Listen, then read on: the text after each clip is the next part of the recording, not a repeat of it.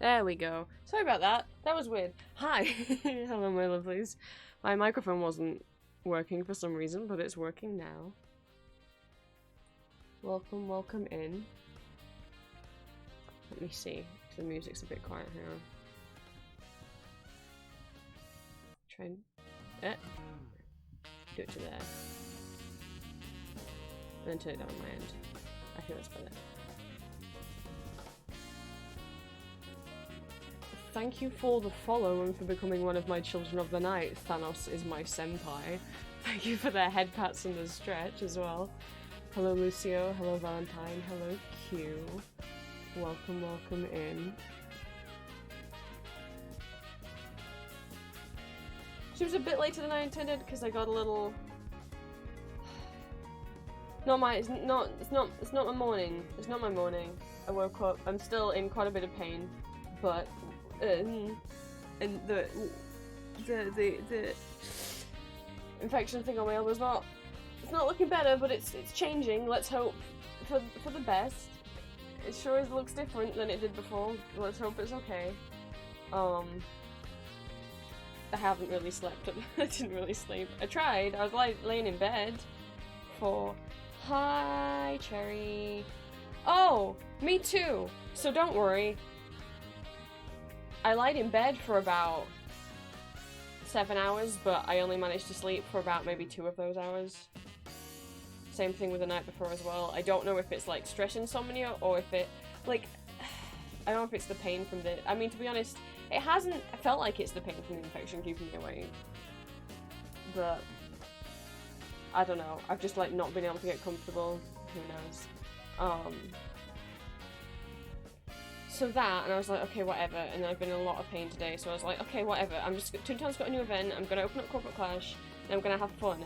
And then I opened up Corporate Clash, and I went to play the new event, and I got fucking cyberbullied in Toontown. That's never happened before.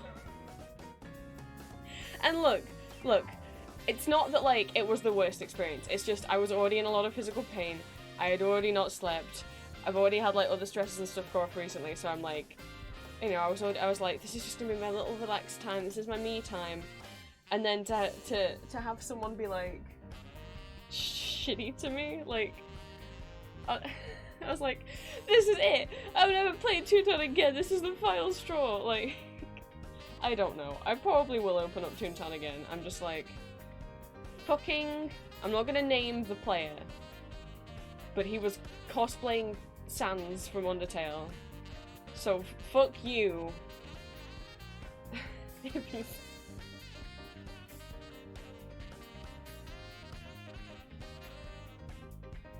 Like, I don't know, man. It's just a silly, fun game. And I don't mind, like, I hadn't done the battle before and they all had, so, like, if you want to give me tips and stuff and advise me on what cogs to use, you know, feel free. I said I was confused about what was going on, because this event is a lot. It's quite confusing, and there's no tutorial for it, and I'm like, how do I know what any of these things mean? It was very overwhelming for me. I don't like having, like, too many, like, stats and stuff in games. I get very confused and overwhelmed easily. I'm like, I just wanted to relax.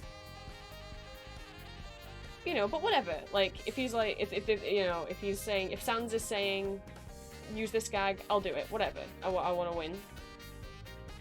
But then was like, you know, was like, okay, 3 of us use that, 1 of us use squirt. Okay, cool.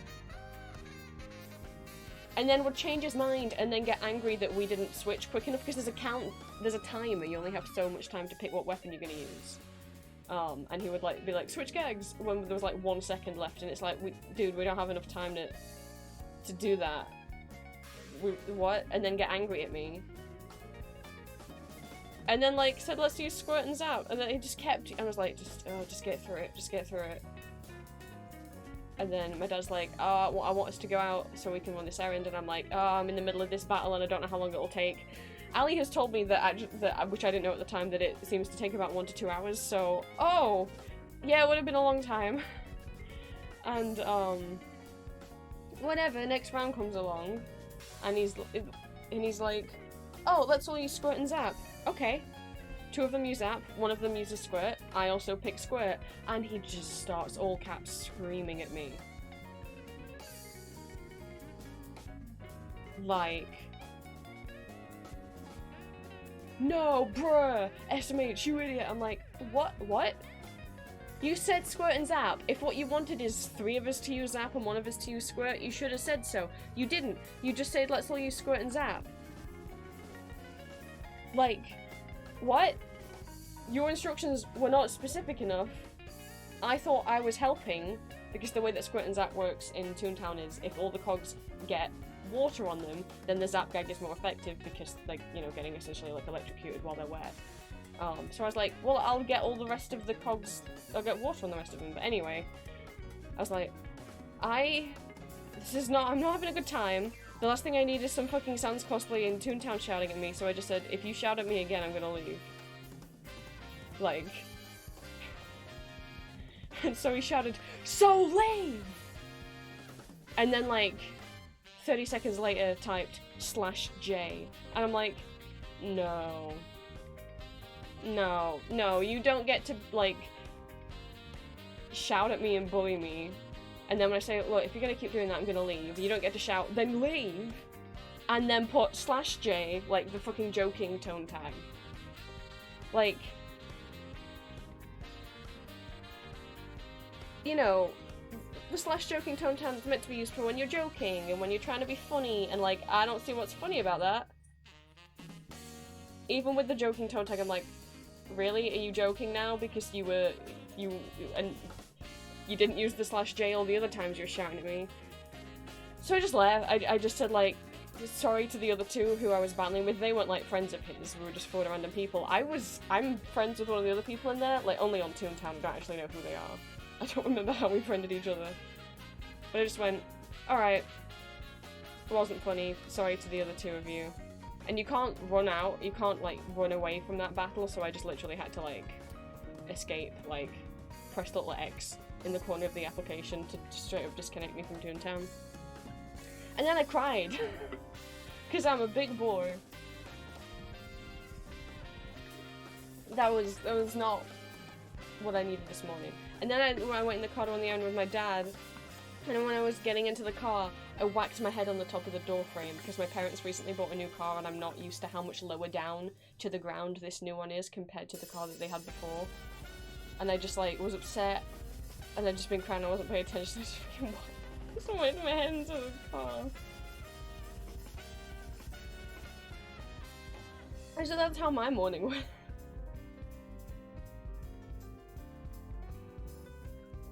We're listening to, in lighter news, we're listening to some Toho jazz at the moment. Any of you lot in California, I hope you consider yourselves lucky, because right now in California, it's Toho Fest. What's Toho Fest? It's like a Comic-Con, but it's just for Toho. And it's full of artists selling Toho merch, and people cosplaying Toho characters, and people bringing their Toho Fumo plushies. Fumo is a brand of plushie. You know, kind of like you get Funko plushies, and you've got, like, Thai Beanie Babies and stuff. So Fumo is a specific brand that makes some Toho plushies, and they're, like, really hard to get outside of Japan and often quite expensive. I have one. I have one of the smaller ones that I managed to get because I got her secondhand off eBay. And even for secondhand, the smaller size, she was still like 50 or 60.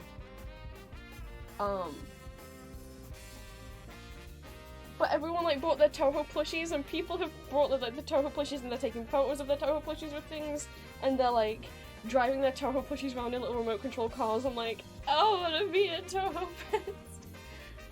Let me switch screens. Oh, Toho is a series of bullet hell video games made by a guy called Zun. He's been making Toho games since the 90s. He's, like, one of Toby Fox's, of Undertale's, like, main inspirations, because Zun makes all the games, like, codes them, designs them, and does all the music. We're currently listening to Toho music, but these are, like, fan-made jazz remixes, rearrangements.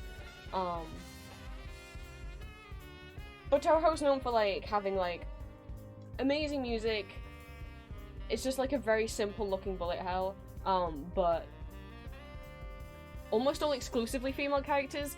Some people might know Toho even if you think that you don't, because if you've ever heard, like, the song Bad Apple, it's a Toho song, and that music video is full of, like, silhouettes of Toho characters.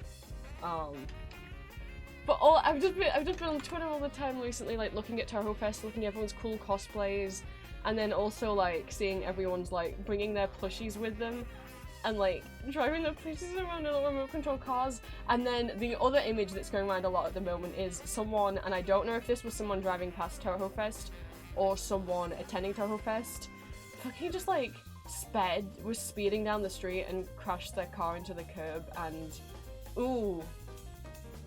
Like, they're okay, they're not hurt. The back of the car doesn't look good.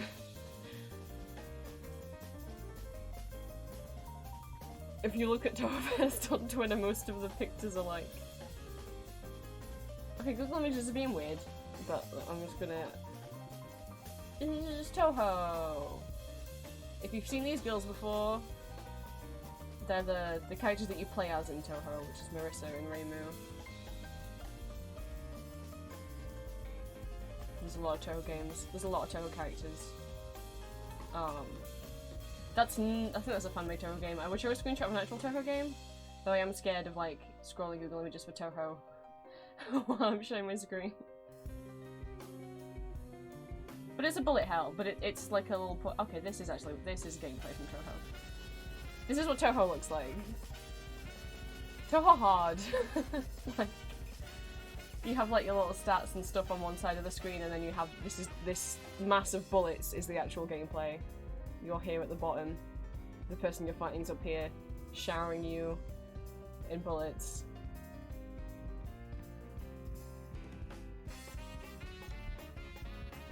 I love Toho. I love that Fumo is one of the first tags that comes up. I daren't click on anything while I'm showing my screen though.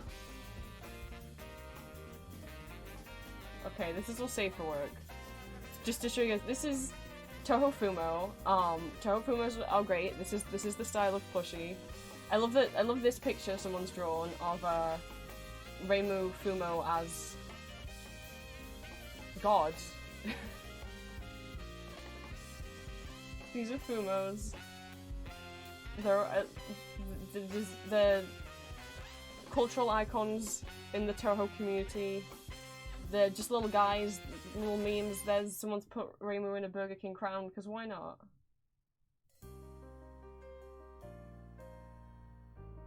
I love Toho. I'm gonna grab... Let me grab one. I got into Toho when I was like... I haven't played many of the games, but I got into Toho when I was like... I want to say like 13? 12? Toho 5 was like my introduction to Toho. I used to have a Toho wallpaper on my laptop when I was a little baby.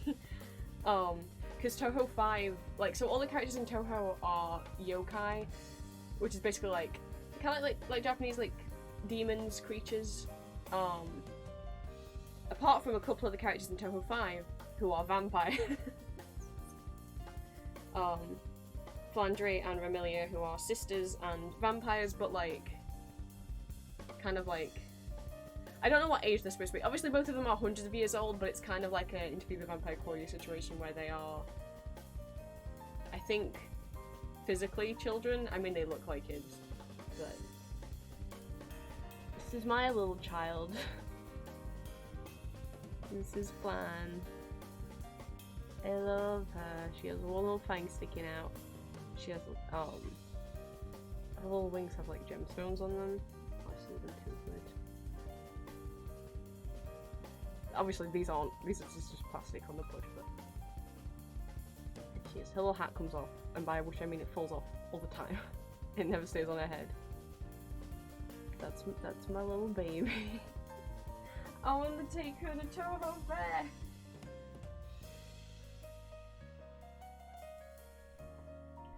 She deserves. I dropped my headphones. She deserves to be able to go to Toho Fairs.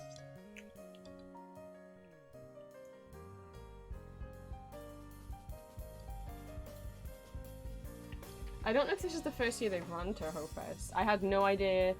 Like, I expected, like, maybe there was, like, Toho gatherings in Japan. Because it's, you know, a Japanese game. But the fact that, like, there's a little Toho Con in California, I'm like, are you kidding? That's so cute! I don't know where in California. But like, sad I'm not there.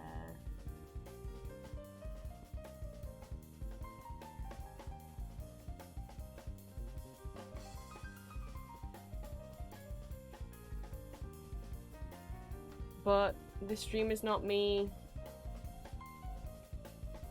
complaining about not being at Toho Fest. We are painting today.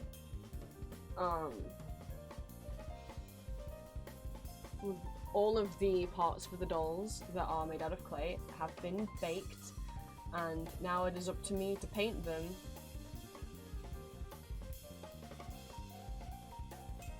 Just want to show you, like, here we go. This is the Toho Fest experience, guys. I wish I was.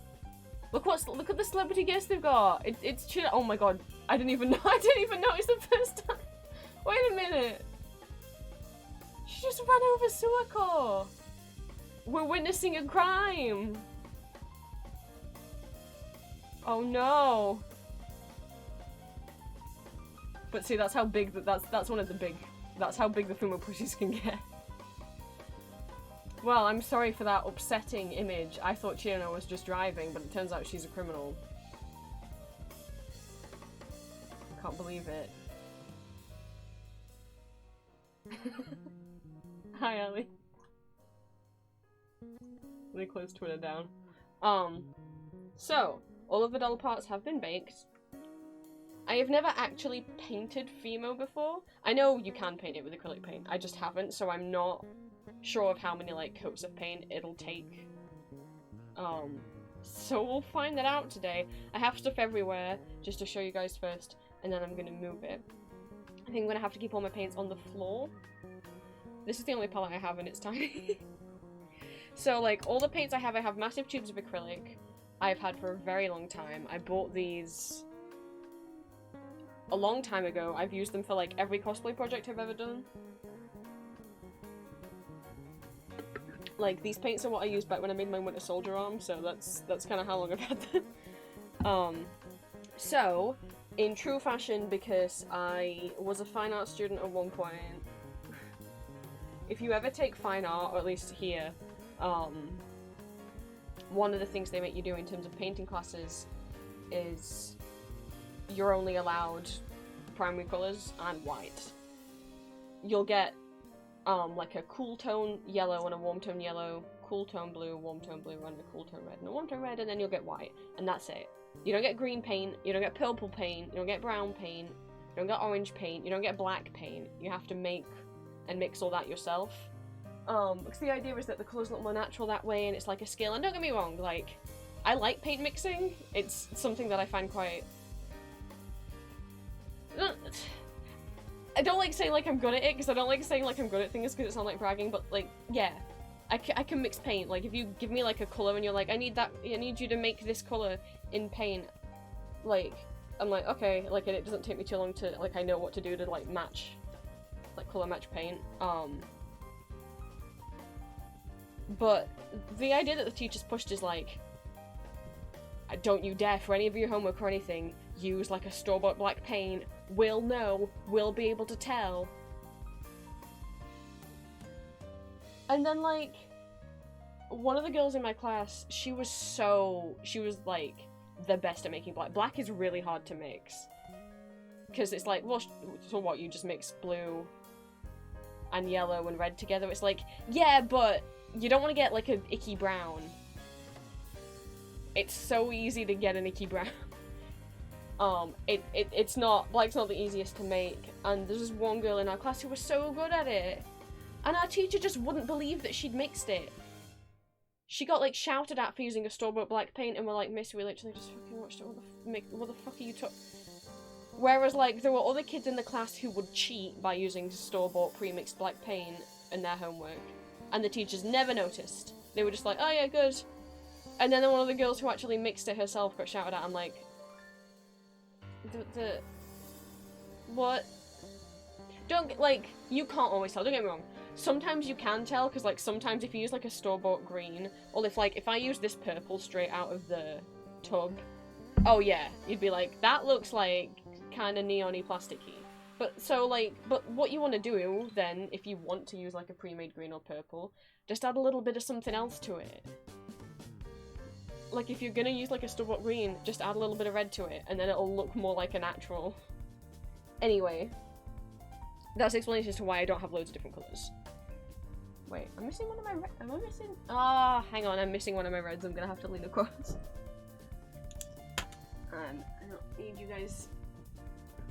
Ah! There we go. Okay. Ah! I missed one. I left one behind.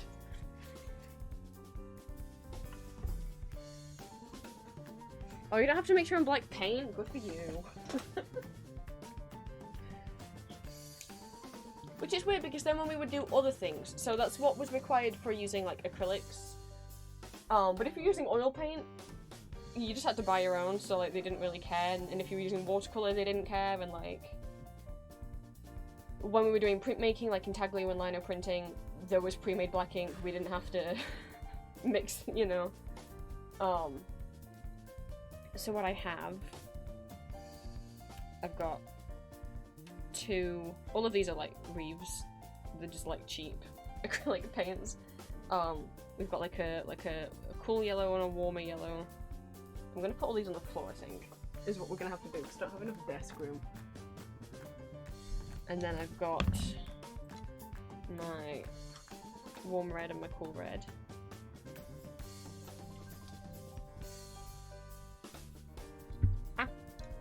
And we've got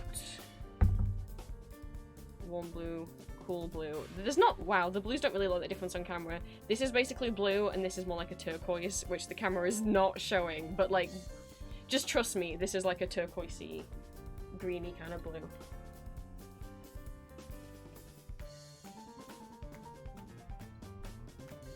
I have black. I don't have a lot of white left. As you can see. Let's hope it's enough.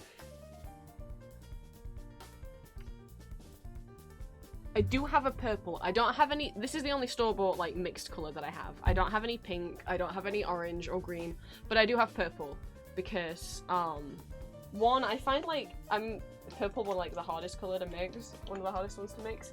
But I also just, I think like, I'm not sure. As I say, like I bought these so long ago. I can only think maybe I bought purple because I knew I had like a project where I had to use a shit ton of purple, and I was like, that's gonna take me ages to mix a huge amount. I will need to shake them up a bit before I use them. And then I also have metallic paint. I have gold and I have silver. Can you tell which one I've used more? Based on how messy it is. This stuff is very watery. You have to use way many more coats of it than you would with normal paint. The reason why this is so messy and there's so much of it gone, it's like down to here, is those of you who've seen my Winter Soldier cosplay, the whole arm was coated in several coats of this. Whereas I think the gold I only used to make like a Loki helm once, and then I don't even have it anymore because it was bad and I ended up just buying one that someone else 3D printed.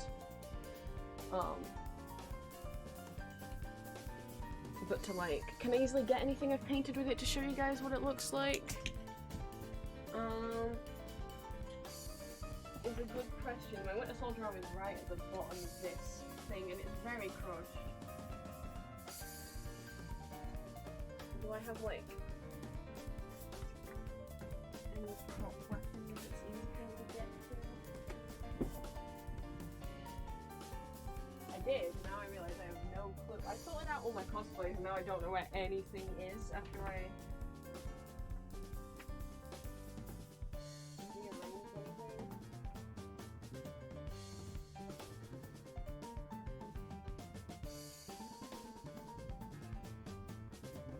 Well, there's a prop knife in there somewhere. Anyway, the point is it has like a metallic-y kind of... not glittery, just like a kind of metallic-y shine. If you can tell from how it's dried on the outside of the bottle.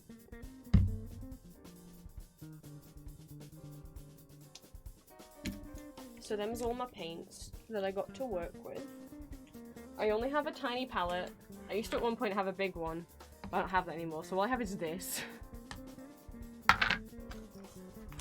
And I wish I could tell you this is all of my brushes, but that would be a lie. But it's most of them. I don't have a problem, okay? The thing is, like, you know, I did art at high school, I did art at college, and I did art at university. So that's a lot of years of having to buy different art supplies for different teachers and different classes. And I just haven't thrown most of it away, because you never know when you'll need to use it. So, this is all my brushes. They're kind of grouped, kind of by kind of what, kind of size, kind of what I use them for. So that these are all my flat brushes. And I just know in my head, like, which ones I've used for acrylic and which ones I tend to use for watercolour. One of these, this one, is just for PVA glue. That's why it's, like, really fucked and crispy. Tell which ones I've had longer. Like that one. You can tell that one went to college with me. Because that used to be the same colour as that one at one point. So it's like flat brushes. That one shouldn't be in there, I guess that's not a flat brush. And then we've got like regular like round tip brushes. This one's got my teeny tiniest brushes in. And then this end one's just got miscellaneous. It's got some like ones that still have the cap on for some reason. The one like kind of like fan brush that I have. Another tiny one. And this weird, this one. Which is like really stiff. I don't know. That's in there. In a drawer over here I then have these, I have these type brushes. Not that we'll be using these for this project, but I do also have some like big boy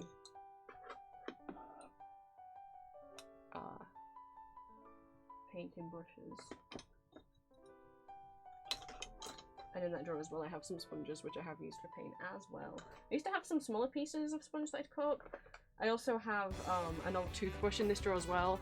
This is just for painting, because sometimes like you want to get like a certain kind of texture. Like if you're like making cosplays and you're wanting to make something look weathered and worn, like it's gone rusty or dirty, toothbrush is the best kind of texture. Like a dry toothbrush is the best kind of way of getting that kind of texture.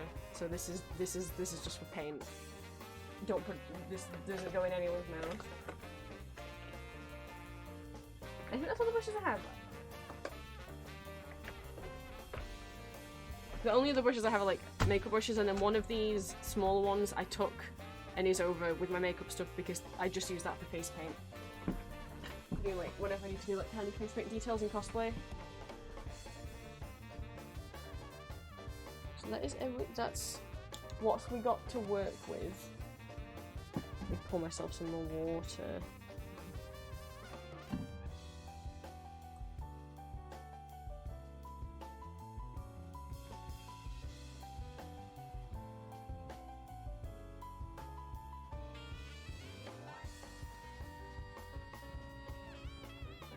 I think what I'm going to start off with, just because I haven't painted in a long time.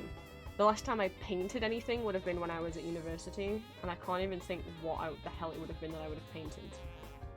I know we did some... At university they taught us how to use gouache paint, which I'd never used before. Gouache is weird. I don't like gouache. Watercolour, I love working with. Acrylic, what, you know. I only still use acrylic because I use it for like painting cosplay props. If I was like doing a painting on paper, I'd rather do it in watercolour than do it in anything else. Oil paints, I have managed to go through my entire life avoiding. Because I know they're like the fancy ones, but here's the thing, I can't stand the smell. And like to clean oil paints you have to use turpentine, you can't clean them with water. If you're cleaning off your brush from oil paint you have to use turpentine.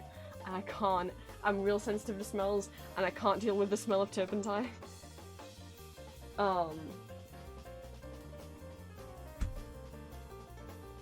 Gouache is weird.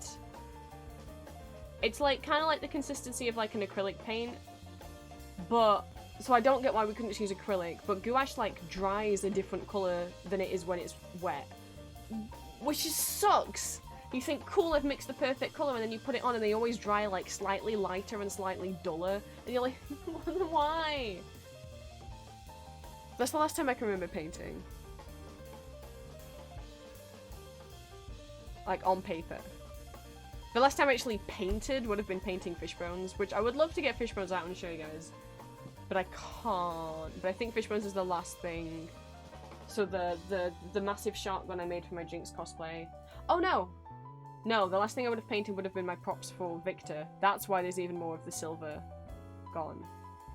Because my Machine Herald Victor, League of Legends Arcane,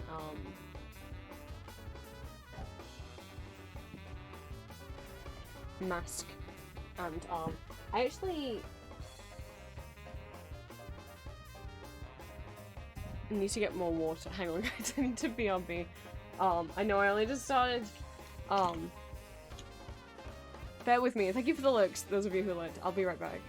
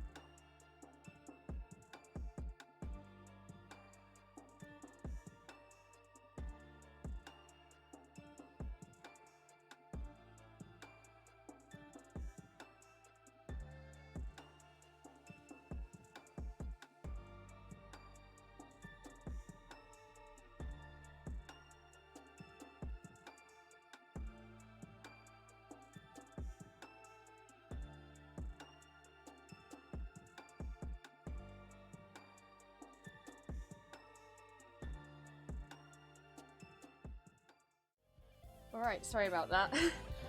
It's because I had water to drink, but I noticed I had forgotten to get enough water so that I could, you know, have water to like wash my brushes off with. Can't just be dipping stuff in my drinking glass now, can we? I have this little jar. Oh, you can't see it. If anyone is British here, you guys know you end up with so many of these useless little jars. Don't know where they come from, and they're all like the same shape. and size, and every like grandparent's house has them, and they're like kind of useless. Though I remember seeing a TikTok once where someone's like, "You guys all have these like jars that just accumulate in your grandparents' house, right?" And I'm like, "Yeah, like I know this one, which is icky because it's just dried paint." I got from my grandma. I know she had a few more that she kept like little crystals and stuff in. But what a crazy legend. I don't know if they were all like jam jars, because you would think, well, surely every company makes jam that's like in different sized jars and stuff. So I don't know. I don't know what type of jars they were. Anyway, crazy guy on TikTok, he was like, guess what I just discovered? It's the stupidest thing. That Pringle can lids fit these perfectly, because you somehow grandparents in the UK accumulate these things, but they never have lids on them. It's just the jar, and you're like, well, what can I even do with them? I mean, I use mine as like a little water pot for my paint, but like, you can't store things in them because you can't have like a little lid until this TikTok man discovered Pringle can lids fit them. I don't know why he was messing around like with stuff, but I don't know why Pringle can lids fit them perfectly. I should maybe put this at the bottom and put the paint palette at the top, so you guys don't need to see the water trough. I would try and angle things. I don't think he was sat there trying multiple. I would.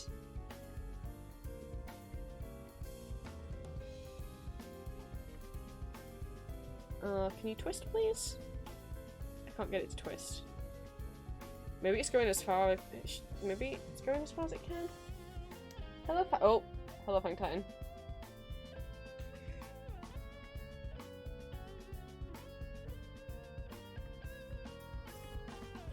Okay, yeah, I think that's as far as it's gonna let me go. I know it's awkward, a lot of the angles in here. It's because I have an L-shaped desk, and I sit in the curve, so I can't just easily have it looking down at everything. Because the desk is, you know, going around like this.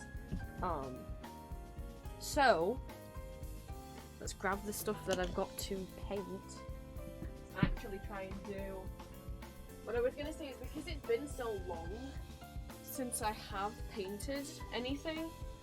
Well, no, and then we realised it hadn't been because I painted custard pops. Okay, because I've never painted Fimo before, and I don't know how many layers of paint it's gonna take and how it's gonna, you know, how well it's gonna take the paint and whatnot. I was just gonna start with the things that are just like plain black.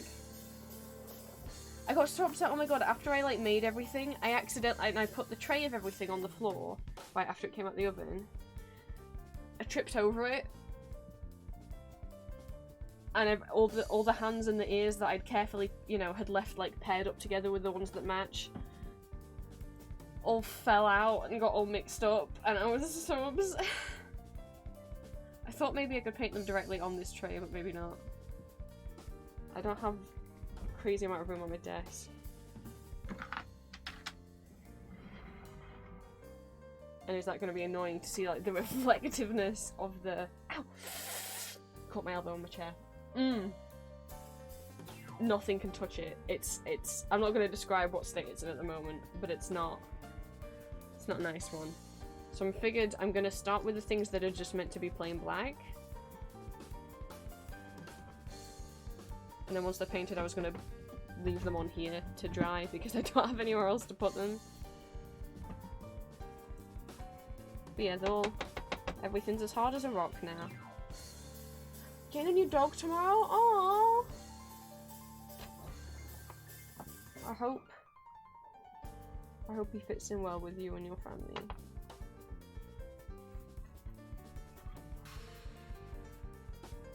Let me keep things grouped together.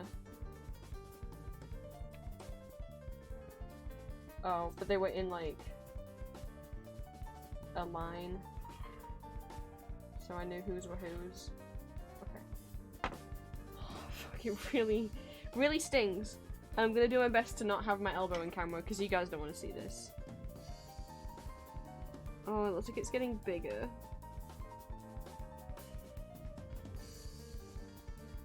I mean, I don't know. I don't want to go back to the doctors.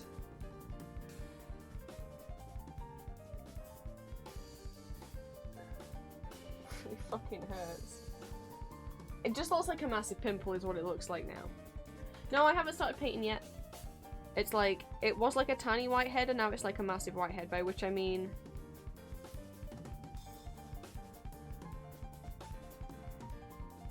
It's a lot of the whitehead part of the spot. There's a lot of it. There's a lot of it. It's like what would be like maybe like 4 or 5 spots combined. It's really tender and it stings all the time.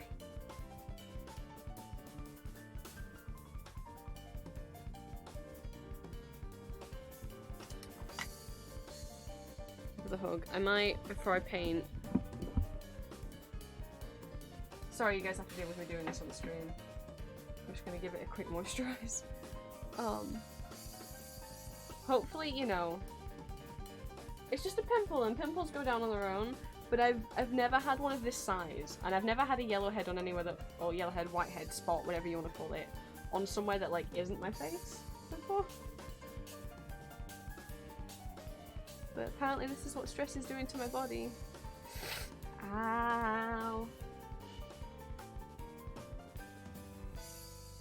At least I finally found a moisturizer that works. My doctor, like, a while ago recommended me this, like, oat-based, kind of more, like, natural vegan one. Unfortunately, it only came in this massive tube, but fortunately, I still had, like, a Nivea moisturizer pot that, like, wasn't working out well for me and was just drying me out more. So I just, like, cleaned that out of Nivea moisturizer and just, like, cleaned it out, threw all the Nivea stuff away, and then just filled it with the oat-based cream that I got. So it's not actually Nivea that's in here. But now I can actually take it places, which is good. And it's the first thing that, for those not aware, I was born with quite severe eczema, which is a skin condition that leaves me like very red and very dry and cracked skin like all the time, no matter how much I moisturize. But ow, like my fingers are very fucked at the moment and hurt, but we're doing his best. Gonna start with painting the things that are plain black, like I said, because I haven't painted this type of clay before and I want to see, I don't know, and just observe, like, actually, I'm gonna take a sip. How well it takes the paint, you know? Thank you for the headphones, Bobby. Before I get into any, paint colour mixing. We're working off an old baking tray. That's, I want to, like, kind of tie my hair back, but I can't lift my left hand behind my head at the moment to do, like, a ponytail. I have very limited range of motion, like, I can't, I can't turn my wrist that way, for one. And I don't know how well I'll be able to do a ponytail one-handed.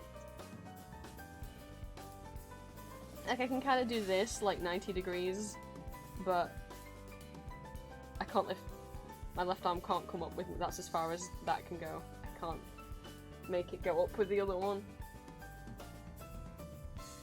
Which you wouldn't think a pimple could do, but it's like right on my joint of my elbow, and so if the skin there is getting moved on my left eye, it's not. I really want to just try and at least tie the top half of my hair up. Maybe if I duck my head really far down. Because I just don't want, what I don't want is my hair falling in the paint. I'd like that to not happen. I'm just trying to do a top knot.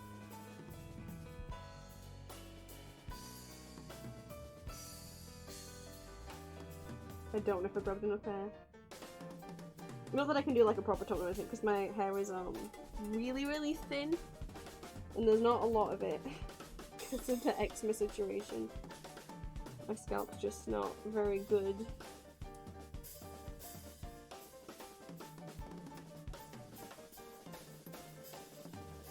Okay. I hope that helps a bit. I got some of my hair back. I don't know how much. I don't know if it looks right. We're gonna try. I just really would like, I don't want my head full in the paint. I think if that happens, I might cry. So, as I get ready to paint, it's hard to lean forward to type. I'm gonna have to stand up, is what I'm gonna have to do, and just not let my elbow get on camera. I'm gonna give shout-outs to my partner. That's my little singing to Who? this song? Or this music? Julia's commissions are currently open. Oh my god. She's kind of in need of commissions and some work at the moment. So if you do have any art needs, Julia has art commissions open for like regular drawings and illustrations if you just want like a drawing of a certain character or your OC. And I also want to, but I can't. Stuff for Twitch streamers like emotes and stickers and VTuber PNG models and whatnot. Or you could just donate to a Ko-fi, or you can get a Ko-fi membership, in which case if you are a Ko-fi member you get like all the emotes that she has for sale for free. Ain't that a steal? Which Ko-fi memberships are very much, it's kind of like the same thing as like a Patreon membership, but the benefits that it works exactly the same as a Patreon membership. Julie just does it on Ko-fi, and your benefits there will be like discounts on commissions and like getting all of the emotes that she sells for free. She's also an Etsy shop where you can buy stickers, and she makes little bracelets. I didn't buy this one, this was a gift, but as an example of her work, he makes little bracelets and little earrings as well. If you guys have any wants, please check her out, because she could do with some work at the moment. Alright, I need the black paint. I put everything on the floor. This feels like pretty full, so I'm like, did I get a new load of black paint? Which I can understand if like I started running out maybe when I was, but I'm like, I think more what was the problem when I was doing Fishbones is I was really sure I was going to run out of white paint. There's not a lot in there. Why did I, like, all of this is empty. Why did I not go and buy more? Like, surely I would have had to have primed all of the... Well, anyway, let me give this a bit of a shake.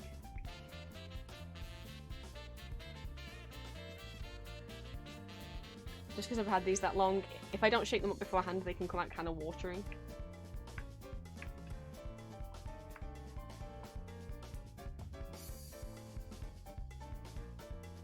Okay.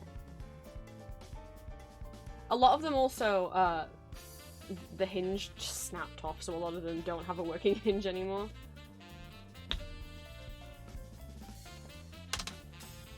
For example. That's not what's meant to happen.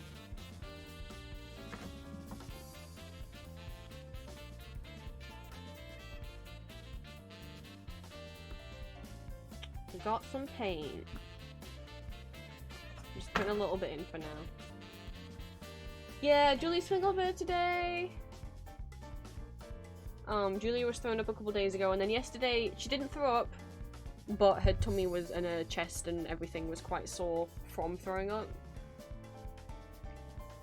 She was like, can you send me welcome home TikToks to make me feel better? So I sent her a lot, but then she was like, wait, no!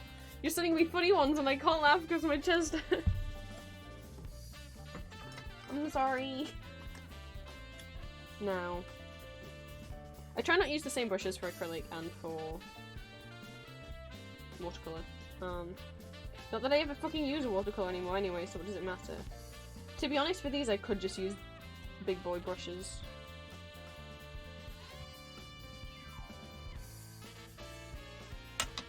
Like, I'll get the big one out.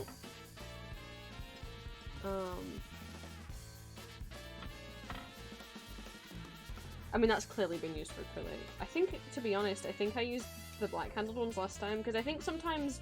I don't know what make the blue ones are.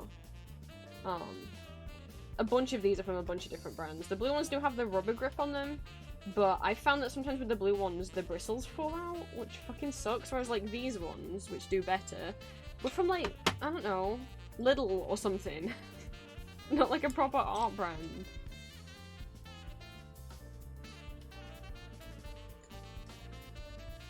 I might use these.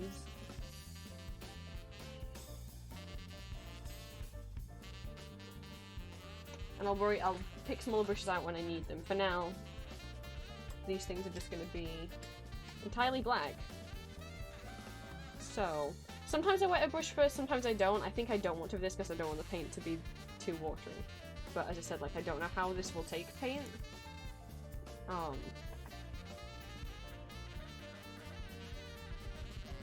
guess we'll find out.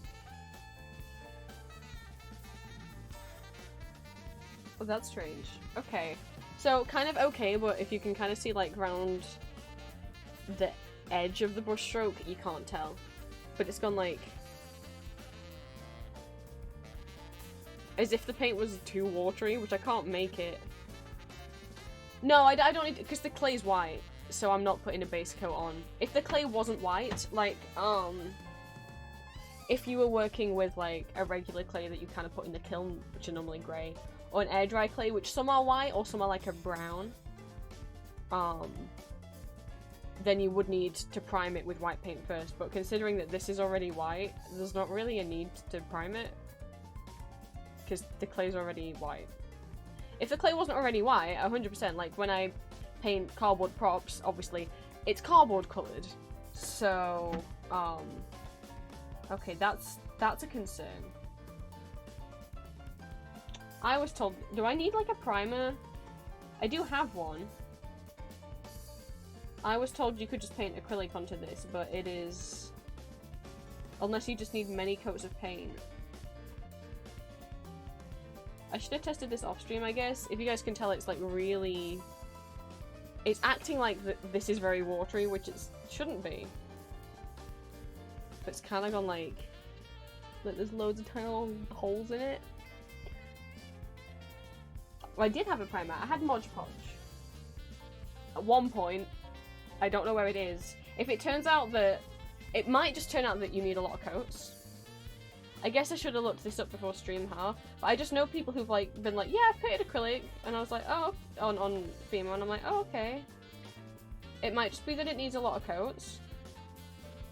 But if it's that it needed like a primer first, I'm gonna be... because, okay, there's like priming things for painting, which like if you have like, if you're painting on cardboard, you want to prime it with white paint first. Because without a white base coat, every colour you put on top is gonna look different from how it does when you mix it in the palette. Please say I didn't get paint on the... okay, I didn't. But obviously if I'm painting onto like a white piece of card, you don't need to do that because it's already white. But sometimes you might need something called a primer, either to get what you're painting on better to take paint, or sometimes people use it afterwards, almost like a sealant.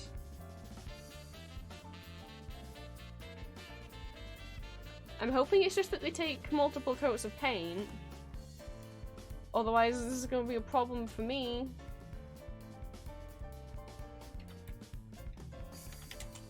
I've painted on different types of clay straight away with acrylic and like air dry clay.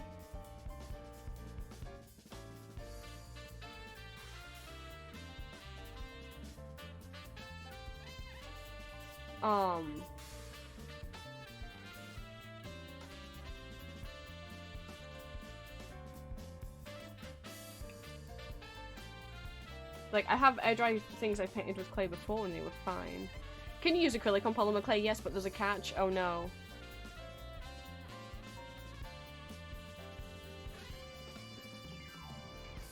Oh no! Yes, you can use acrylic paint on polymer clay, but it's better to paint them before you bake them. Don't tell me that! Google. Don't tell me that. Also, like, how the hell would you? Because if you're holding it to paint, you're gonna accidentally, like, squish it if it's not baked. If you paint afterwards, either sand or seal the painted surface to protect it.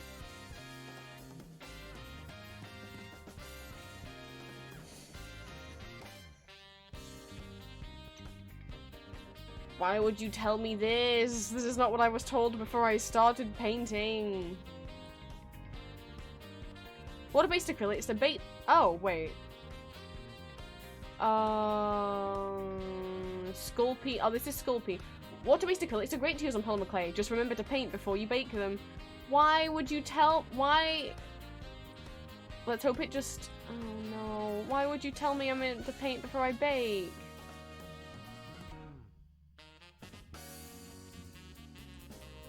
Because also, like, I don't like the sound of baking it once there's acrylic paint on there. That doesn't I don't want to put acrylic paint in my oven, thank you. That doesn't seem safe. Like, acrylic paint's made out of plastic. Like, that's why it's got acrylic. It's got plastic bits in it.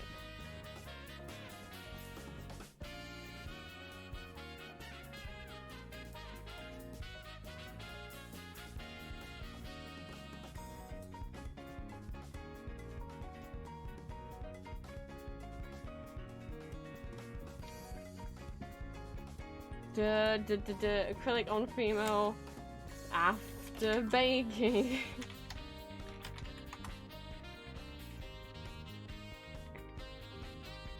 Oh, but then it also says yes, oven baked clay can be painted after baking. You're often using water-based acrylic paints. Yeah, that's what I'm doing.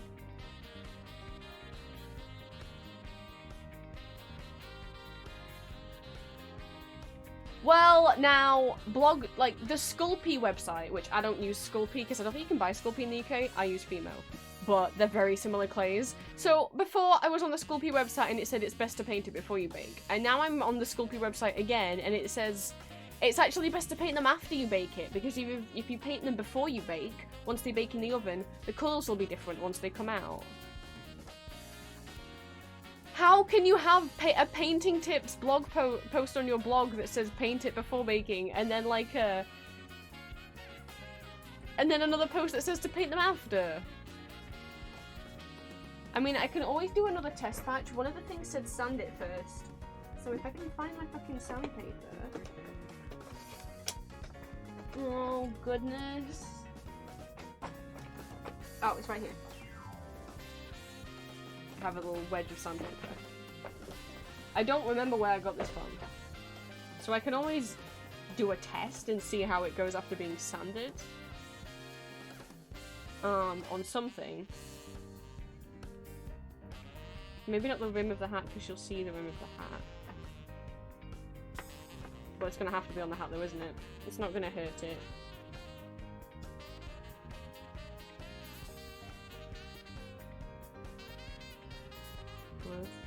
Sand a little bit.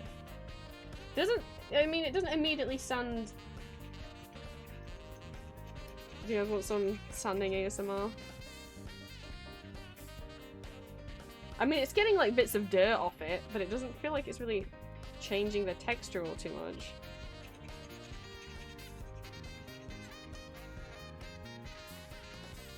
Does it look it feels kind of exactly the same.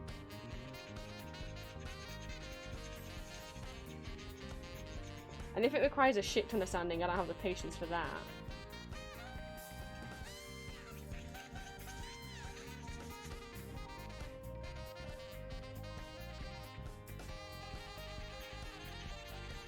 This is the only sandpaper I have. I don't know what grit it is. I can physically see that a lot of the clay is coming off. Okay. Let's do a paint swab test of the underside of this. Let's go across where I've sanded and where I haven't sanded. It's kind of taking the paint exactly the same. I think it's just going to require multiple layers. Because that is taking the paint the same way where I sanded it and where I didn't. I think it's just going to be a many layers situation. Which is fine, which is kind of what I expected anyway.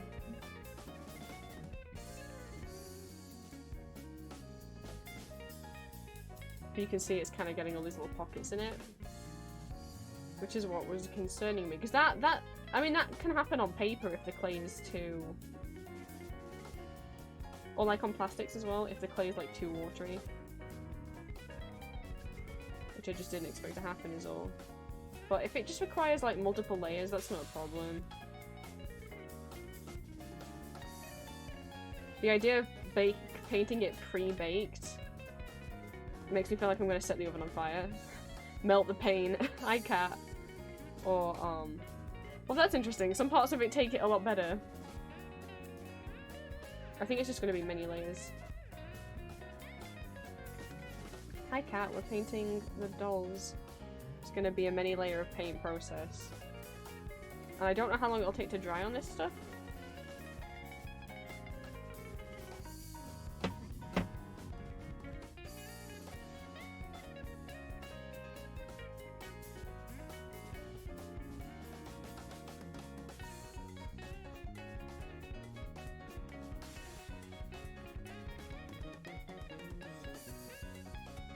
But that's okay.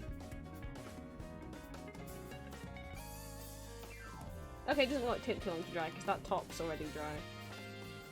But I'll probably wait until the rest of it's dry to do the next coat. I guess I'll do the underside of this one since I already started. Obviously, the thing with Fimo is you can get it in colours. So like with the hat being black, I could have just bought black Fimo clay, like, for example. This is black and white Fimo clay. This was not painted. And obviously you'll get a much smoother and better looking colour from using the pre-coloured clay. However, it would have been crazy expensive because, I mean, you guys saw the blocks of white that I had. There were these long blocks. You can only get those long blocks in white. You can't get the long blocks in other colours. When you buy individual coloured Fimo, like if you want a pack, like if you want yellow Fimo, or you want black Fimo, or you want red Fimo, they're just in these like smaller squares, like not even that big, not even like smaller than that, like half the size of that notepad is the size of like, is the biggest size that you can buy coloured Fimo in. Which is not very big. Like, it's the amount of money that it would work out to buy like enough small squares of black Fimo to make these versus buying just the one massive bit of white. It would have cost so much more money.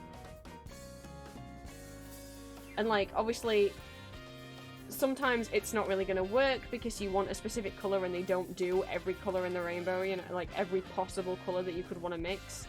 There might just not be a Fimo that is close to the colour that you want. And then you're going to have to... You can mix clay, though. You can mix Fimo clay like it's paint, which is really interesting. I don't know if you can with other polymer clay blends, but with Fimo, you can mix them together to make new colours. Which is crazy sounding, but you can. But again, like, the amount of clay that you would need to buy, like if I wanted to like make the perfect pale green for Habit, so I need to get some green clay and some white clay and then mix it together, but it's not easy to colour match Fimo, and once you know, mix that together, it's going to be hard for you to mix more if you run out. I can't get the paint brush immediately on the inside of this hat. I should have thought about where this was before I plonked it down here. Can you move, please? Okay, what else is black? A lot of these pieces are black. So I feel like we'll just do that first. Ah! I'm trying to shuffle my chair. There we go. Okay. So all of these shoes are...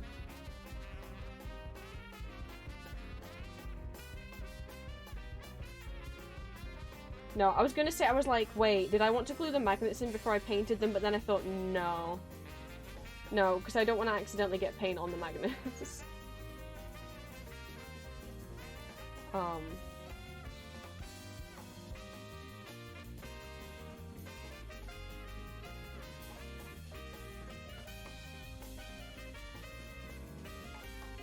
I don't like getting paint on my fingers. But it's like, what are you gonna do? Just not paint the parts where your fingers are? I'm like, I don't want to get paint on. I don't like liquids on my fingers. It's a bad texture for me.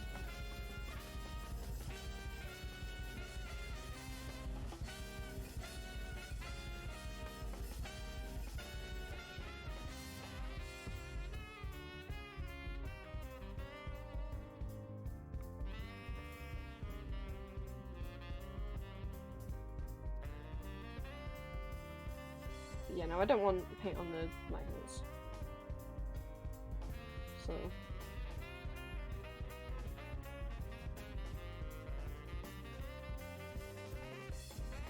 Obviously, this is gonna make it hard to do, like, little details. Like, doing lines and stuff. and the clay might kind of crack. Sorry, but the paint is going to require several layers, but...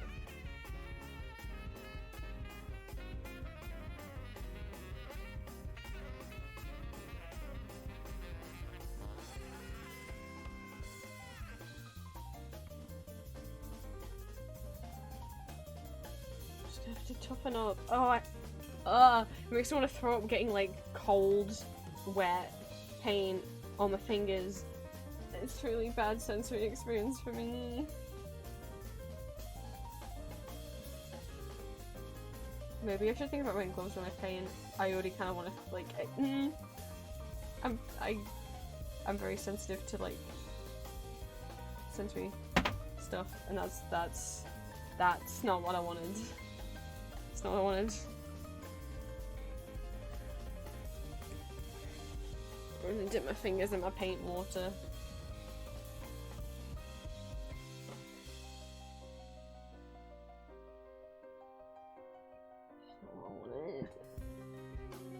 I don't mean to be a baby about it, it's just hard for me.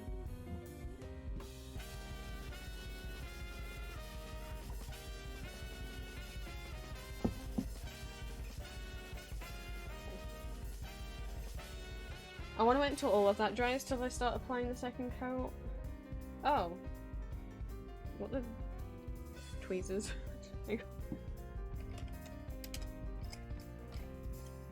I thought I had tweezers somewhere. I do. I swear, this box of tissues, for some reason there's just like little bits of fluff in it, like that. True, well I don't want to get paint on my tweezers though.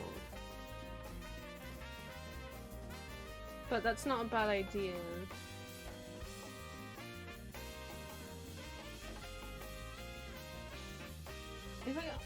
I don't know if paint dries on these, if it'll wash off. I guess it should, right? I don't think they're not big enough. I don't want them. Oh. That's not gonna do it. I have to like stretch them open. Alright. I suppose I can try, cat. Oh, but then I've got to keep them...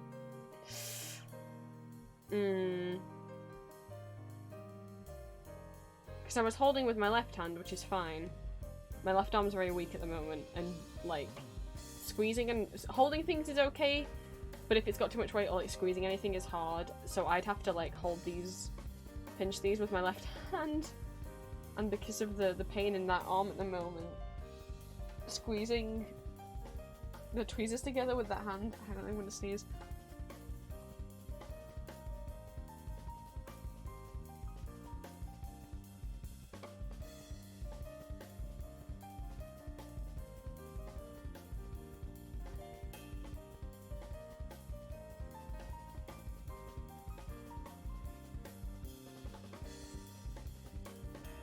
I'm gonna go wash my hand.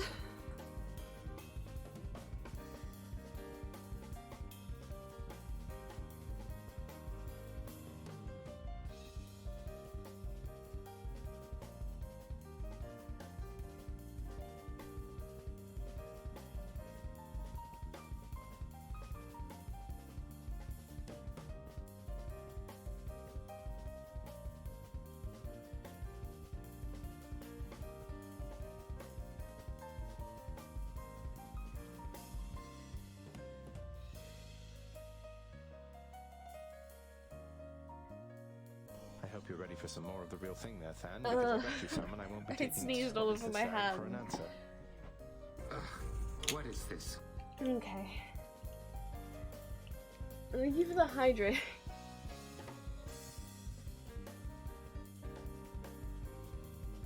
But yeah, fuck.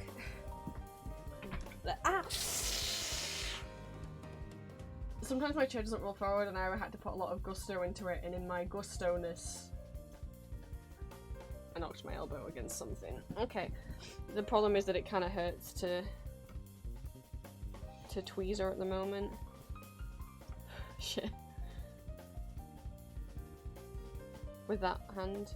Oh, that's not. That's also like not stay.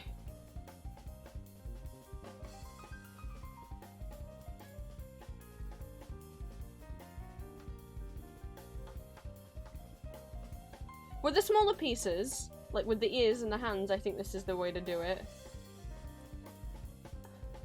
Have This feels dangerous. Yeah. So not for the big pieces at least. Okay, it didn't fall in the paint. Tweezers aren't gonna work for the bigger pieces. They're too heavy.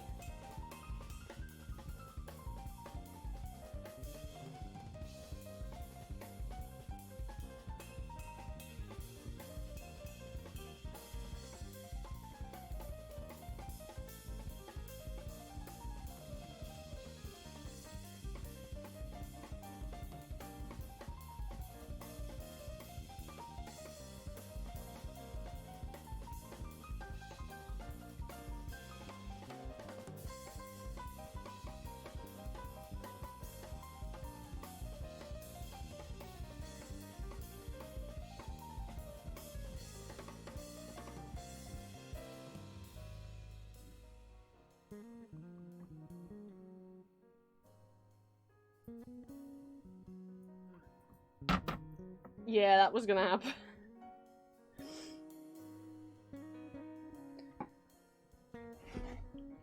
What if I hold it through a tissue? Or if we use a tissue like a glove, because I don't own any like medical like plastic gloves. Because I'd have more room to drop everything down if the palette wasn't on here.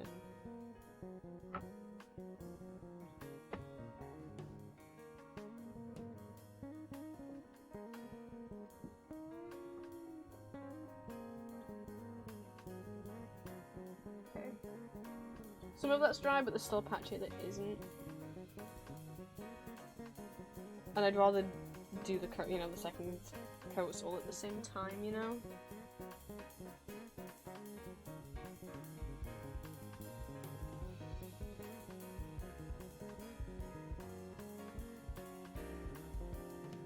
Sorry, you can't really see.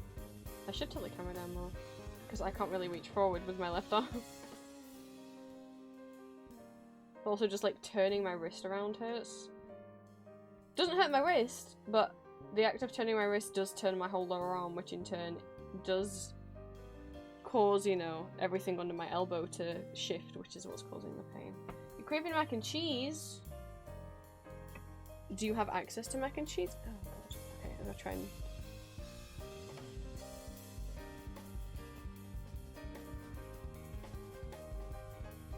So you guys can see the whole tray. There's that.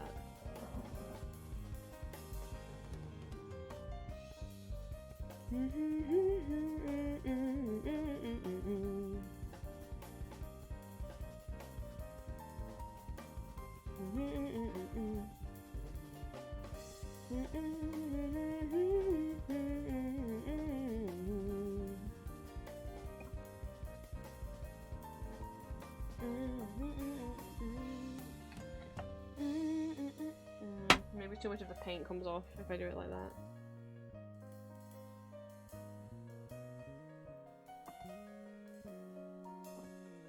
Put a tiny bit of black paint on Lucius, how could you? Quickly while it's still wet. Get it off.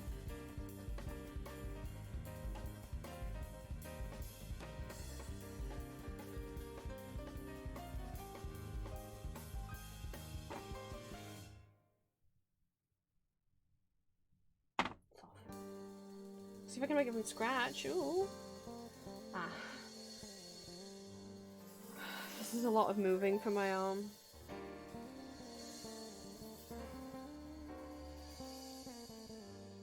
I don't want to describe or show you guys because that would be really gross.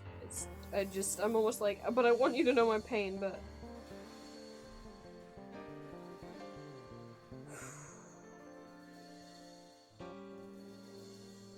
I guess just imagine like 5 whitehead spots that have merged to become one super whitehead spot. Like the amount of area that the whitehead covers is too much.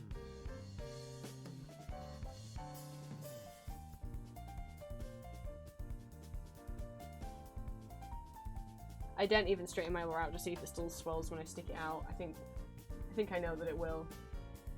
I don't know. The doctor like spent like 30 seconds looking at me and was like, "Oh yeah, that's nasty. It's infected. Take this." And it's like it looks more like it's just like really like a really bad acne. I mean, maybe the antibiotics are needed because of how big it is. Don't have a clue, but he could have seen me for more than 2 seconds. Okay, I actually have to start being more careful with these pieces. So let me wash this off.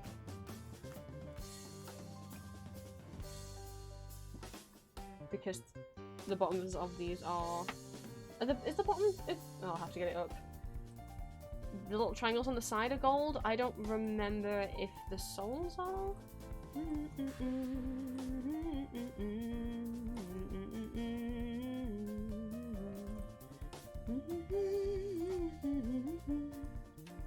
Get up a picture of Julia.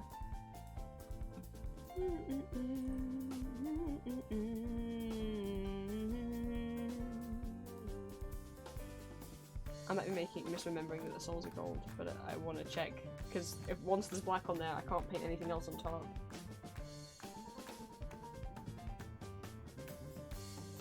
This might not be the best stuff to do on stream, because I didn't realize how much I didn't really okay, it is gold on the bottom. How much of this is waiting around for paint to dry, so I can do the second and third coats. Okay, so I want to use a smaller brush. So I don't so I have more control, so I don't accidentally go over the...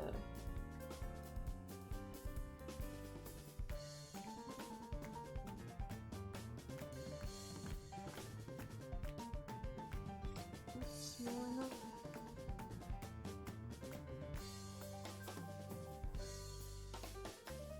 I wouldn't feel like I had enough control with that.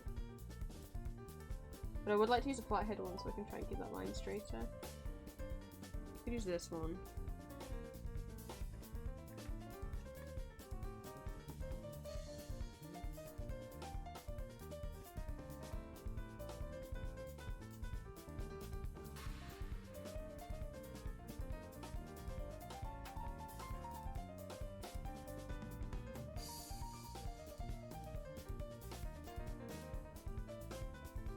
I have a real steady hand.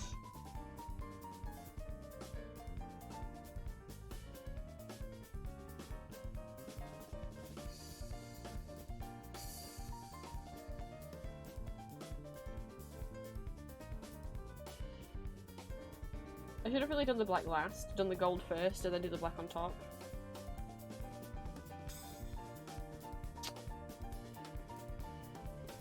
Yeah, I should have, so then it, yeah. I should have done that. I mean, it's fine. I can always I can let that dry, and then I can do the golden top and then just do another coat of black paint. So that we haven't got these white gaps between things, because it's okay if I go with gold into the extra areas. Yeah, that's what I should do. Well, that's fine. That can just sit there and dry. Is there anything else that's easy for me to work on first? I'm thinking, like, can I get anything that doesn't require, like, mixing a load of paint? But I think everything else will require me mixing quite a bit of paint now.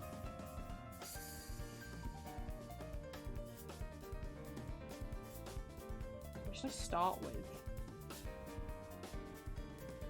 Obviously I have the dull bodies as well. So we can either start doing, like, the flesh tones, or I can do Wally. Should I mix up some yellow? What do you guys think? I don't need to do them in any specific order. I have Coke Zero as well as High Frost, as well as water.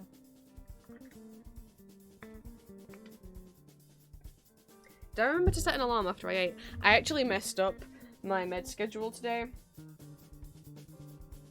I did not remember to set an alarm. That's great. When did I finish eating? Like around 2, and it is around 4. Okay, I need to take an antibiotic. I can do Wally next. We can do Wally first. When one of my alarms went off, I thought it was my alarm to eat, and it was actually my alarm to take a fucking antibiotic. So I messed up.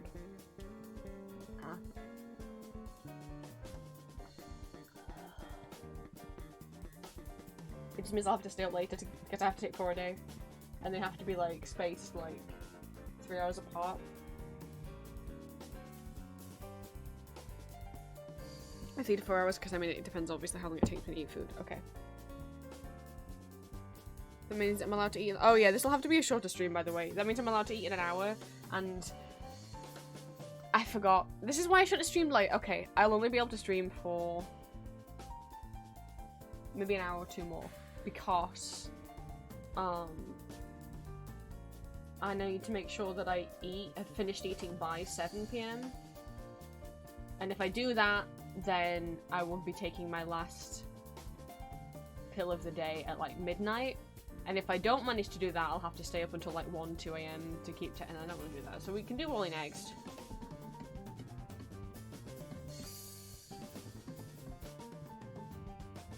And I can always use, where's the medium sized one I was looking at using? This one.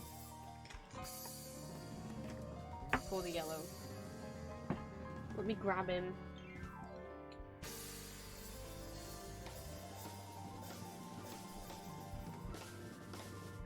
I should probably, do I have like a scrap piece of paper I could put on top of that sketchbook? Let's see here.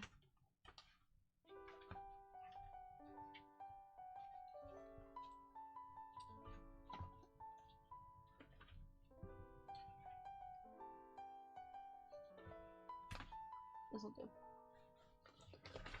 So that I can pop him back down here as he's drying off. Oh no, I knocked someone's head off. No, yeah, the heads still aren't glued on yet. Heads aren't glued on yet because I don't want to do that until after the pastry. Okay.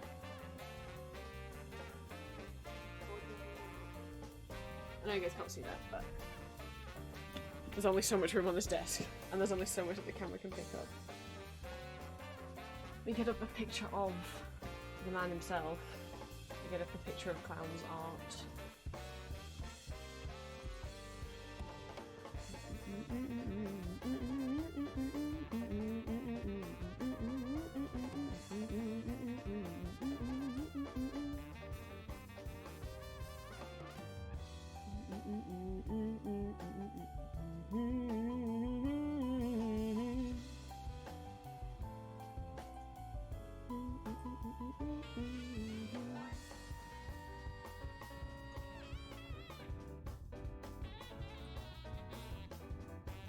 Where's the official like full character lineup thing? Because that has the characters without any shading. I don't see it. I think I want to use the warm yellow and then maybe still add a little bit more orange to it. Not orange, sorry, a tiny bit of red. Where's the... Found it.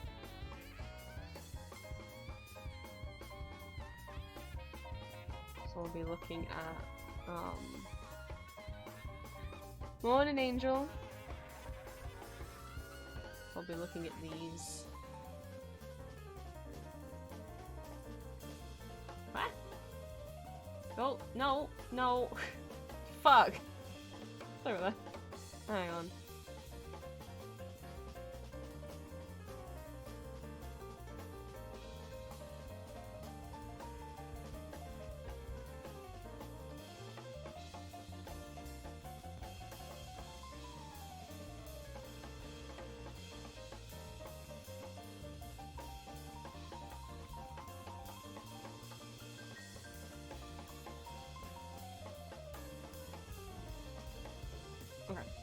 I'm looking at... This is only small, sadly.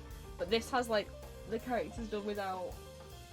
This is kind of what I used to eyedrop colours when I draw them, even though this is very small art. Just because it has all their heights, which I keep seeing a different picture being shared around. I swear to God. There's so many people on TikTok who are like, you all need to learn to respect Clown's boundaries, and they're all, you know... against people who've been like shitty about Clown's boundaries, and that's great. Fucking look at this box of tissues. This is fucking stupid. Sorry, let me just like complain. Because what the fuck, Kleenex? What the fuck is this? What is this? Like cotton wool that's like disintegrated, like stuck to the back of my tissues. Kleenex aren't cheap either. Like, I'm not sticking that in my nose, thank you very much. But like people on TikTok being like, respect Clown's boundaries, and then in the same post, or in a different post since then, we'll be like sharing like, look at the height chart for Welcome Home. And this isn't the one they're sharing, this one here is the actual up-to-date one. What instead they're sharing is an old one.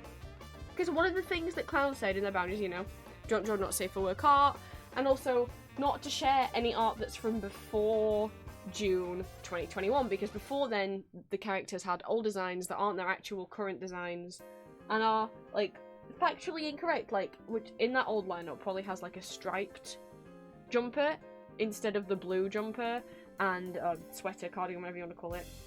And Wally's also in that old one drawn as taller than Julie, when actually Wally's like the shortest, or Wally and Julie are the same height, I can't remember. And like Poppy doesn't have red on her, and like Frank's waistcoat's a different colour. Like, you're talking about respecting Clown's boundaries, and then you are sharing art that Clown has said they don't want anyone sharing and reposting. And also the amount Clown has said, you know, if you want to make TikTok video edits with my art, that's okay. And so you know what? Then that's okay. If someone says it's okay to repost their art, then you can repost their art. But what is not okay is reposting other people's Welcome Home fan art. If it's not art by Clown, you don't have permission to repost it. Clown has only given permission for you to repost their official art. You cannot repost, and you should never repost, anyone's art or fan art without their permission. And Clown has even said, hey, and like put out a tweet being like, a lot of you guys are reposting other people's fan art. Don't do that unless you have permission. If it's art by me, that's fine, but if it's not by me, you shouldn't be doing it because those artists didn't give you permission. And yet what are people doing? And I hate how people on TikTok credit, because sometimes, because they just won't credit their artists, but then if someone in the comments is like, who drew this? They'll reply like, oh, this person. It's like, so you do know who did it. Why didn't you do that in the caption? But it doesn't matter. Because even if you properly, fully credit your artist everywhere, you still can't repost art without that artist's fucking permission. Doesn't matter. If it's fan art of something where you're allowed to post the official art. I think what I will do is I'll take his head off. I know, I took his head off. I'm gonna try and mix up a yellow.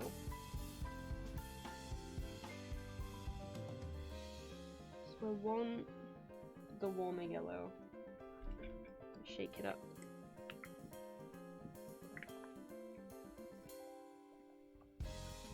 I might want to add some white and a little bit of red, I'm thinking.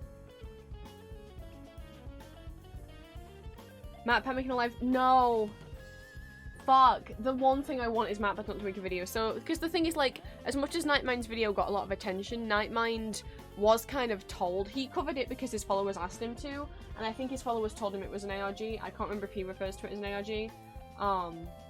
But Connor said, it's not an ARG. It's just a funky little website that they made for their OCs. It's not something to solve. It's not a puzzle or a game to get into. It's just someone's OCs that they're making this little website for. It's not an ARG. It's not a game. It's not a puzzle. It's not meant to be interactive. Yes, there's hidden pages on the website, but that was just like cool little extras. It's not meant to be like a... I don't know what's a common ARG that people even know if you don't know the term ARG. But like, Clown had never even heard of the term ARG. And Clown has said, please don't make, like, Clown's like, you can have your theories, but Clown just doesn't want to see them. Because the story is currently in its prologue. It's not even, we're not even at chapter 1 yet. It's in like the pre-chapter 1 stage. And so like, any theories you make, you can't possibly make decent theories because we don't have enough information. And Clown has said, please don't make theories and send them me. Like, you can have your theories, whatever, but don't send them my way because Clown doesn't want to be influenced by anyone's theories into changing the story, or feel pressured by people's theories and be overwhelmed with them to not, want to continue. This isn't like... I mean, FNAF isn't an ARG. But FNAF even did things where it was intentional for players to solve them. FNAF were literally games. But this isn't a game, this is just some random... This is like, if like, MatPat found my audios and looked at Arden and Ambrose and was like, whoa, I wonder what their backstory is and what's going off there. And then everyone suddenly got, like, was suddenly on me and were making crazy theories about, like, I think I'd find that overwhelming.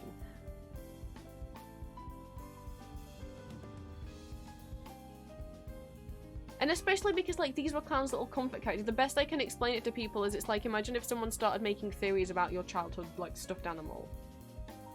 And then people were also trying to draw porn of your childhood stuffed animal and send it you. Even though, like, this isn't, like, a character who's a minor, but it's still like, that's my comfort boy, please don't taint them. Clown's also said, like, as much as it's gonna be horror, they have said, like, asked people not to draw, like, really extreme horror stuff. And yet, some of the stuff I've seen, and some people are really kind of skirting around what is and isn't. Wait, I'm gonna mix this, so do I want to do it? I might do it in the middle. People are really skirting around what is, oh, it's a little watery. What isn't not safe for work. Like, there's a lot of yandere Wally content, there's a lot of, like, romantic stuff is fine, Clown said that's fine. But there's a lot of yandere Wally content, and there's a lot of Wally art that isn't not safe for work, but is suggestive. And I'm like, there's like kind of like romantic flirty, and then there's ones where I'm like, I feel like this is coming a bit close, like when people are drawing him with like teeth and like his tongue like sticking out, like, oh, what if he has like, I'm like, I don't know. I don't know what is too much and what isn't. I can only explain it if you've seen some of the Wally art where it's like, well, this isn't porn, but it's Wally like sat with like on a chair, like seductive with his legs spread, asking you to like, asking you if you want to like come inside, and it's like, that's a bit, it's a bit, do you know, like, am I making sense? Like,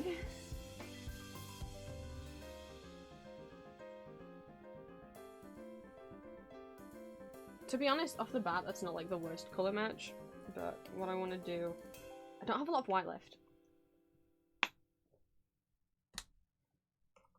Because it's not, I think, like, when Clown said no, not safe for work art, it's not just about that, it's just basically, like, don't sexualize them, you know?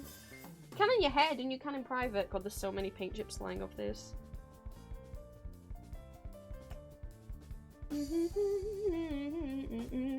can't get the fucking lid off. Hi, Shiloh. I don't know, we're just talking about, like, respecting someone's boundaries, and if someone asks, like, hey, these are my OCs who are my little comfort characters, please don't draw porn of, like, you can draw porn of them and keep it to yourself, but please just don't draw porn of them and post it publicly or send them to me. I'm like, yeah, that shouldn't be so weird. Oh, no, did you see? All of the paint just fell down in this big lump. Oh, I might need to buy some new white paint. That's seen better days. That's seen better days. I've had this paint a long time. Talking about Welcome Home, I don't know if you're familiar.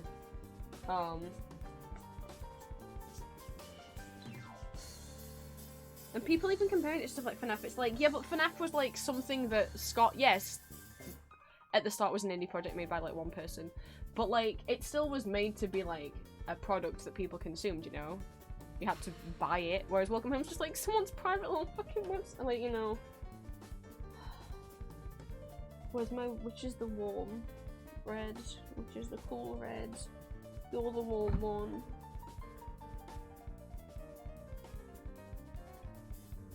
I just want a little bit.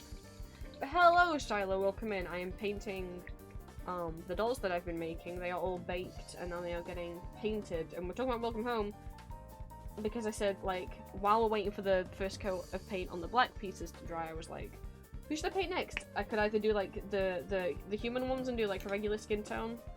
These let's just break. Or I could do Wally next from Welcome Home, and people wanted me to paint Wally next. So that's what's happening.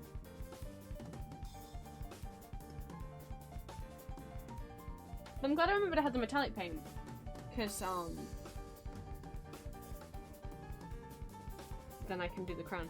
Oh, no, I don't own a 3D printer. I sculpted them out of polymer clay. I've been sculpting them on stream for the past few weeks. On, like, almost every stream I've been doing.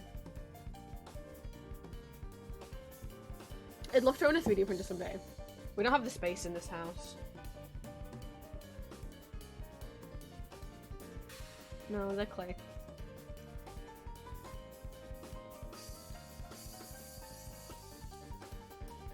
So... I like to mix with a bigger brush, but then you kind of end up wasting paint, so...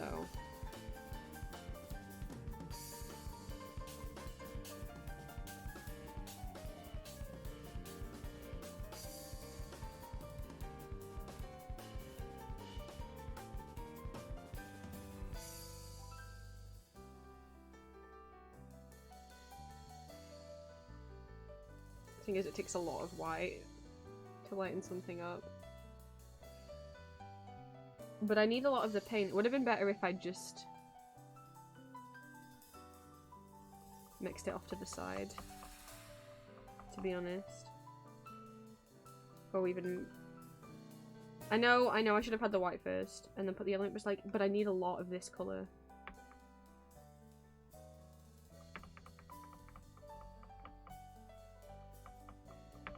That's not bad, you know?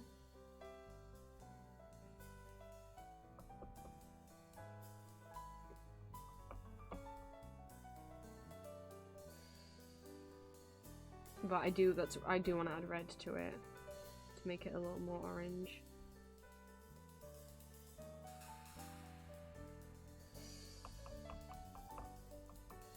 So we're gonna try and take the tiniest bit.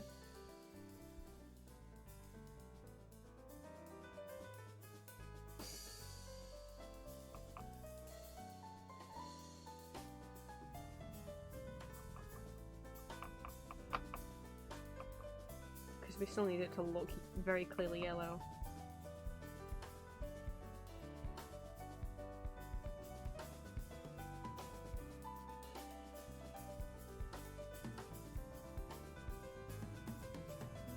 Looks pretty close to me. A little bit more.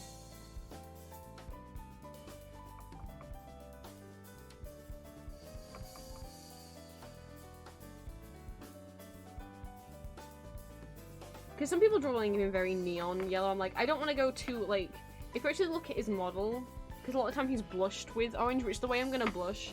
I'm just going to do it with pastels after all the paint's done and dry.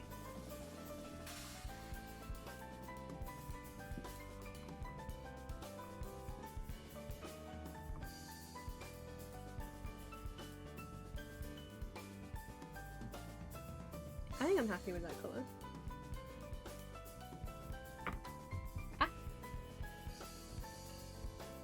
Grab his noggin. Yeah, I'm good with that colour. Oh, you know what? This is going on the clay very differently to how the black did, which is making me wonder if it is a problem with the black paint and not a problem with the clay. How can the black paint be watery? Yeah, this isn't doing that weird crack thing. This is just obviously going to take a few layers. Okay, so I think we can... So that whole kind of weird bubbly thing that's happening with the black paint is definitely because for some reason the paint's too watery. I have no idea how it got watery. Not a goddamn clue. That's really quite strange. Well, hey, now... turns out, no. It does paint normal and fine. It turns out it was a problem with my black paint. I have no idea how it ended up watery.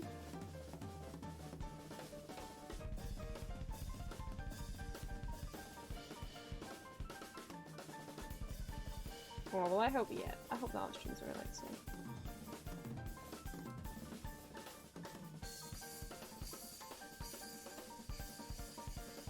I guess that's at least good to know that I wasn't going insane. And I was like, why isn't this painting right? It's like, because there's something wrong with the paint. It's not a problem with the clay, after all.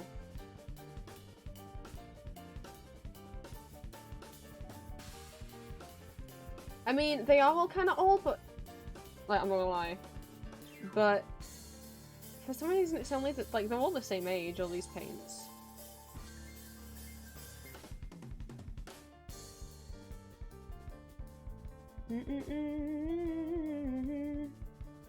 See, the little, I don't know if you can see, the streaks is like why I don't want to use a flat brush for this, but I need to use a flat brush at least for going around the eyes.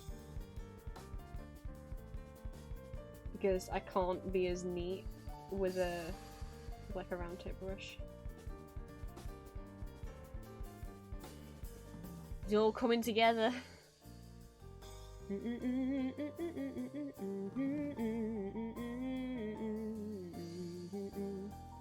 Oh, this is much better. Oh, I'm so glad it was just the black paint was fucked. I'm gonna have to move my fingers now, though.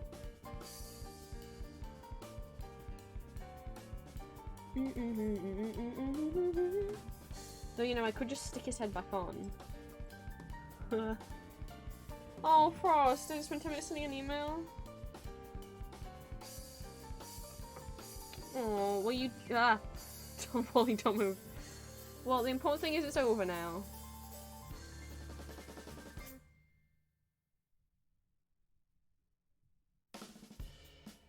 Obviously, it's still gonna take several coats.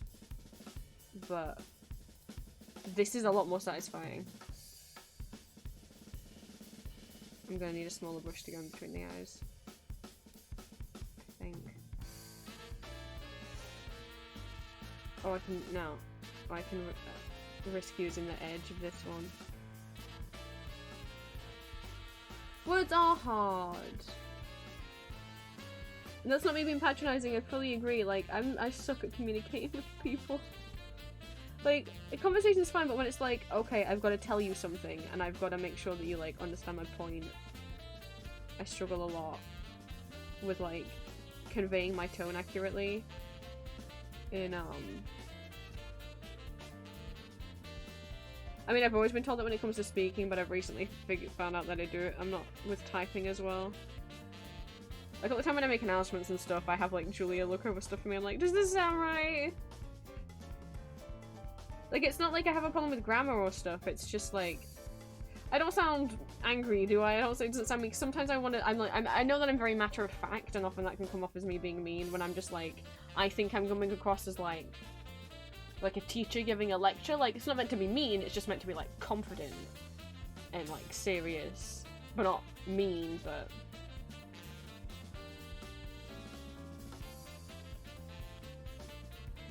He's yellow, baby! It's actually really satisfying seeing him being yellow.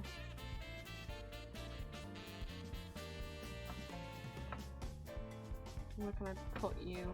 Ah, no, don't roll over. Don't roll over. Just move. Don't need to paint the body because the body's gonna get covered up with fabric. Woolly tans are the two on the end.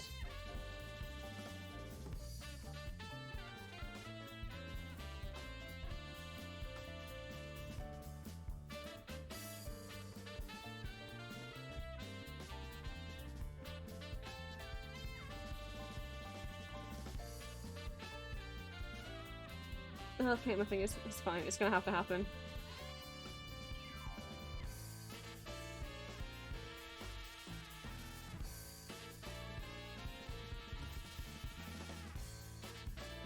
Oh, I hate the feeling.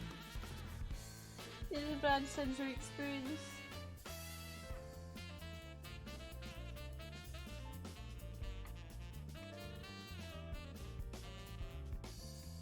I know I said for the smaller parts I could use tweezers.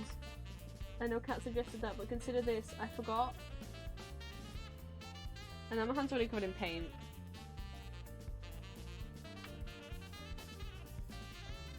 So, I feel like I might as well see this through now. Gotta grab a coffee back in a oh, it's a good coffee.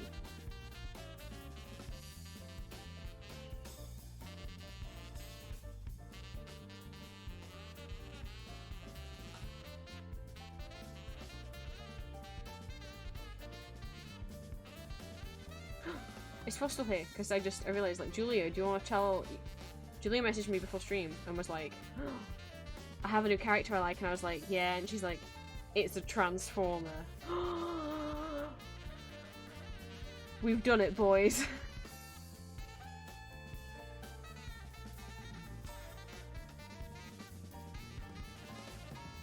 Though it's one that I didn't know because I haven't watched I've only watched the first couple Bay movies because I don't like the Bay movies. But I will say the character that Julia likes from the Bay movies he's from the Last Night, which I haven't seen. But she sent me a picture and I was like, you know what? This is a cute little guy. I don't like the Bay movie designs, but this is actually quite a cute little guy. He's called Cogman.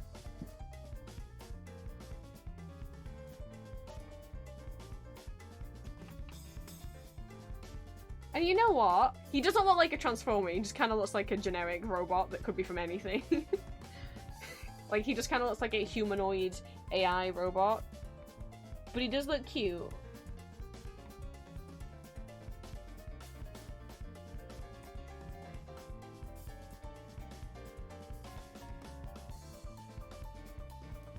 Okay, now I just need to coat them again. So I'm just kind of now. Oh, wait, I can paint all these nails while I'm waiting. I would do them with tweezers, but now I've got paint on my fingies. I've got Wally on my fingy.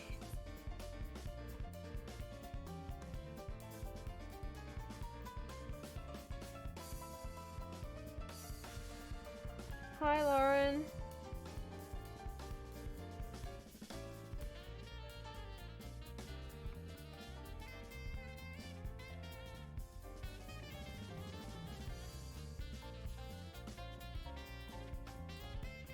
Welcome in.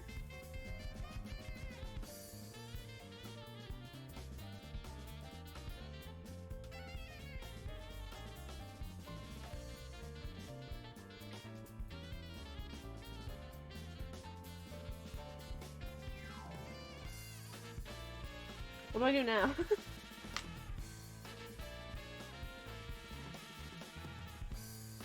Okay.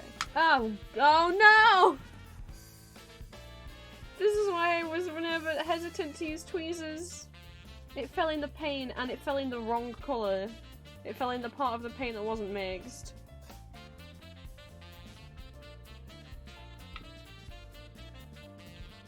I didn't trust that I'd be able to hold them right.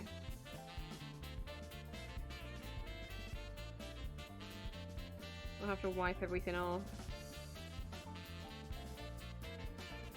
I'm a basic boy, I'm an Optimus Prime boy.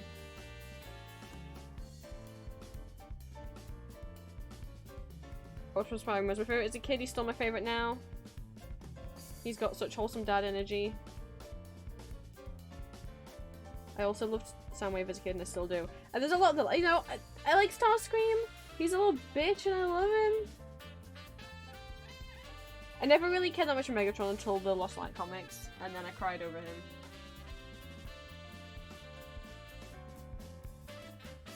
I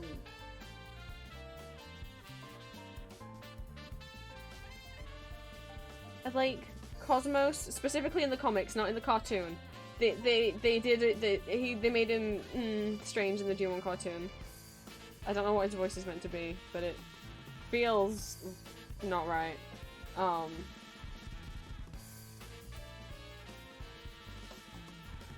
don't know. It's just the accent they gave him is weird, but he's played by like that's not the voice actor's natural accent. And I'm like, what is this anyway meant to be? Tailgating Cyclonus in the comics. Mwah. I love Whirl in the comics.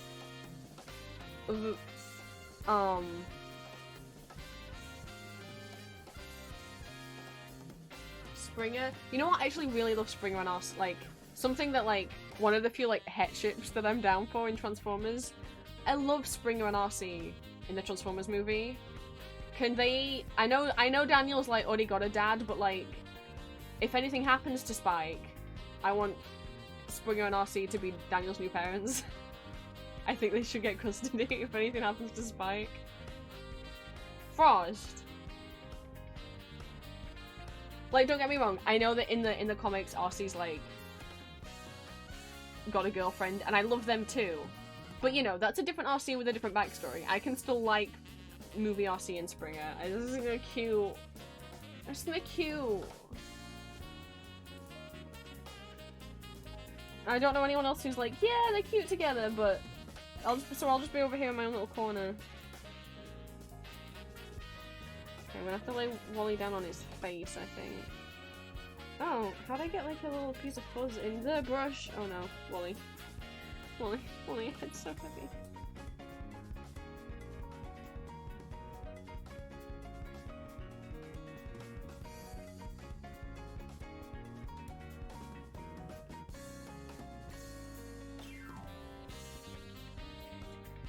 I'm just laying face down. So he's gotta take a little nap. Ow! Ooh, I hit my elbow against the tripod.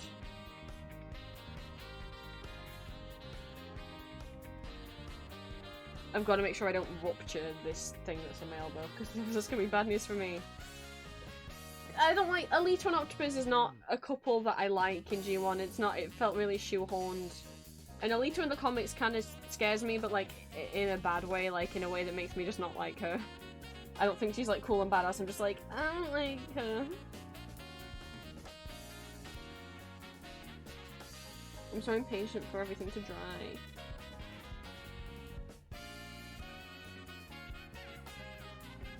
I don't have anywhere to put anything. Oh god.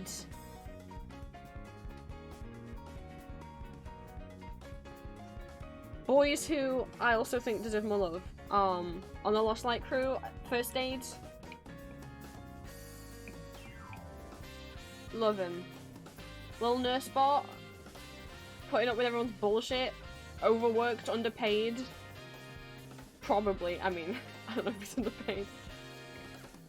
Not really taken as seriously as the medics because he's part of a combiner team. So he's not like really seen as like as serious of like a medic as like Ratchet. But I'm like, no.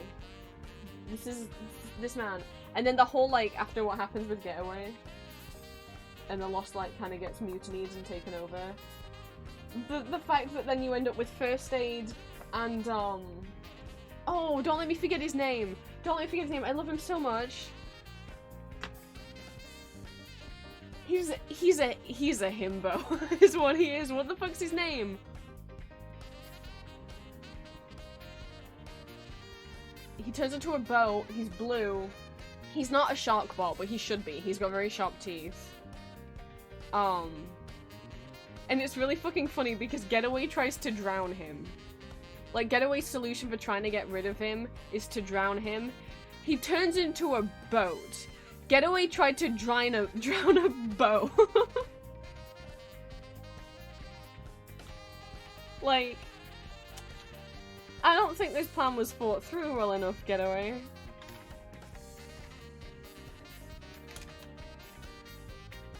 But he's a proper himbo. Like, he doesn't have any intelligence, but that doesn't matter.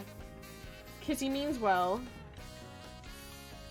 And like, after they try and get these three, like, after some of the bots, like, try and get away after Getaway takes over the ship, it's First Aid and the bot whose name I can't remember. I'm literally going on my old Transformers sideblog and searching for First Aid, and I hope I have pictures of him next to. I'm gonna cake myself. Oh, some people ship First Aid and Springer. This is adorable art. Riptide! Jesus Christ, okay, Riptide and First Aid having to be this team where, like, First Aid's, like, just trying his best and he's so tired, and, like, Riptide's just being really dumb, but he means well. It's not his fault. Plus the unconscious body of Thunderclash.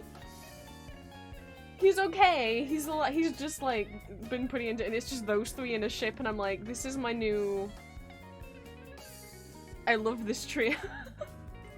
Riptide, First Aid, and the unconscious body of Thunderclash on this tiny little ship.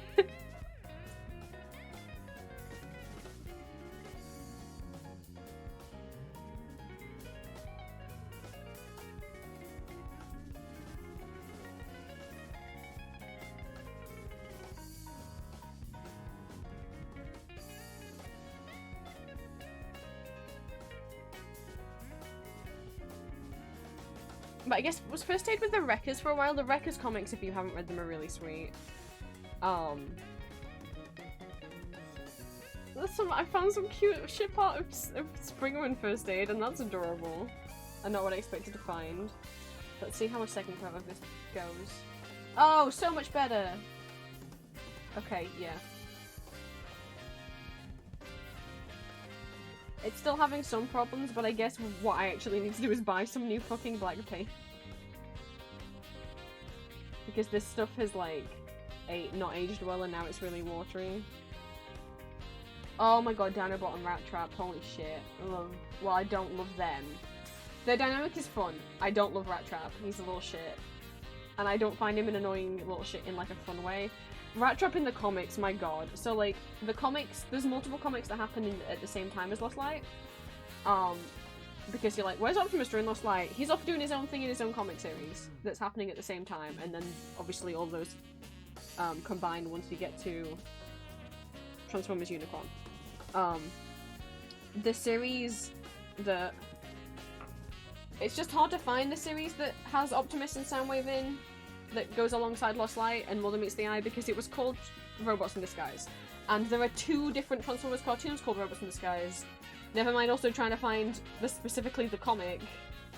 And then they renamed it because the new Robots in Disguise cartoon, the 2015 Robots in Disguise cartoon came out, so they were like, fuck, that's gonna be confusing, we need to rename our comic. So they renamed the comic to The Transformers. So easy to search for.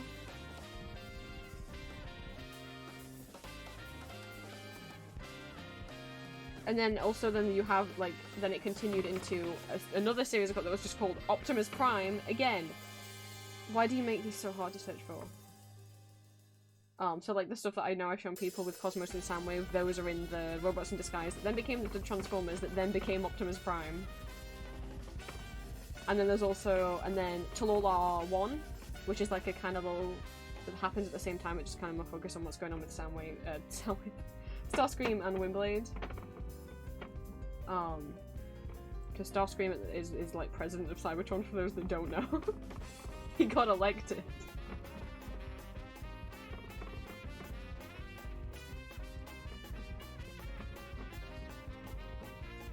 But you see like sad flashbacks with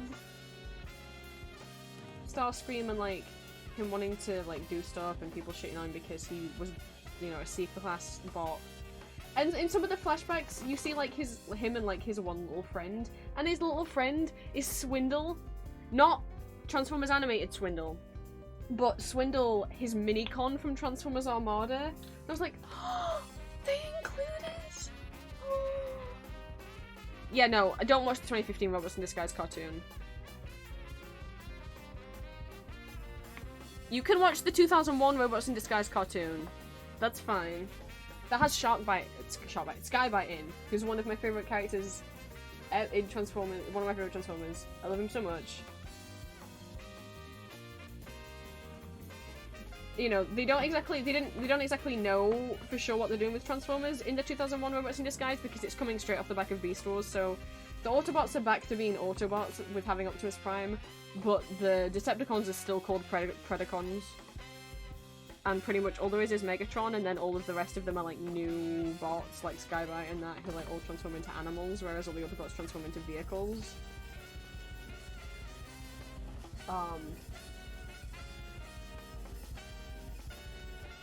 But Robots in Disguise, it's a little bit over the top as well, because Robots in Disguise actually, normally what happens with Transformers cartoons is you have, you know, the American Transformers cartoons, and sometimes they get, you know, passed around to like Japan and other countries, and they get dubbed in those countries. And then Japan also has their own exclusive version. No, Japan also have their own exclusive Transformers cartoons. Transformers is not a Japanese property, but it got popular in Japan. And there are Japanese cartoons that are exclusive to Japan that have not ever been officially dubbed in English, like Transformers Victory. If you've ever seen Star Saber in the Transformers comics, Star Saber's really cool. He's from Transformers Victory.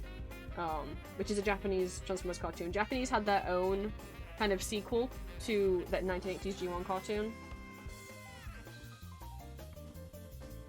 They had, I think maybe they had a Japanese only sequel to Beast Wars. Don't quote me on that. But yeah, there is Japanese Beast Wars, which I can't remember what it's called. And then there's also, like, things that shows like Transformers Victory. That's, ow, where King Poseidon's from. King Poseidon's such a cool combiner.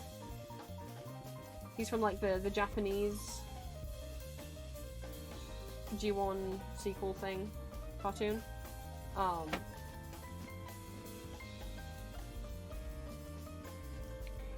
They have released his toy. They've never done it in English, but they have released a toy of King Poseidon in English. But they renamed him to Seacon, which is fucking boring.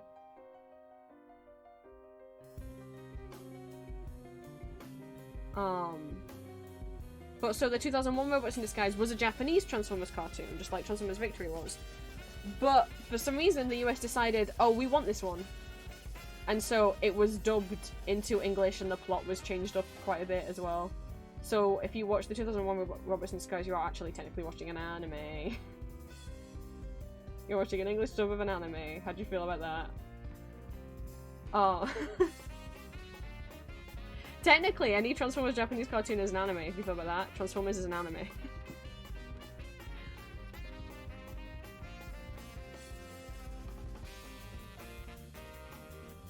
The part of Robots in Disguise is going back to Starscream's old body. He kept his heels. This is all I've wanted. Starscream deserves it. He does deserve it.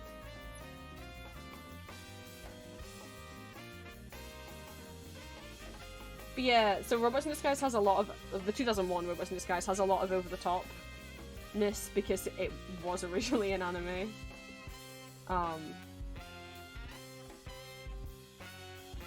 And then after Robots in Disguise, you get the Cybertron trilogy, which is Transformers Energon, which is a pile of hot garbage. Like at least 2015 Robots in Disguise knows it isn't the worst Transformers cartoon, because I don't know if you can do worse than Energon.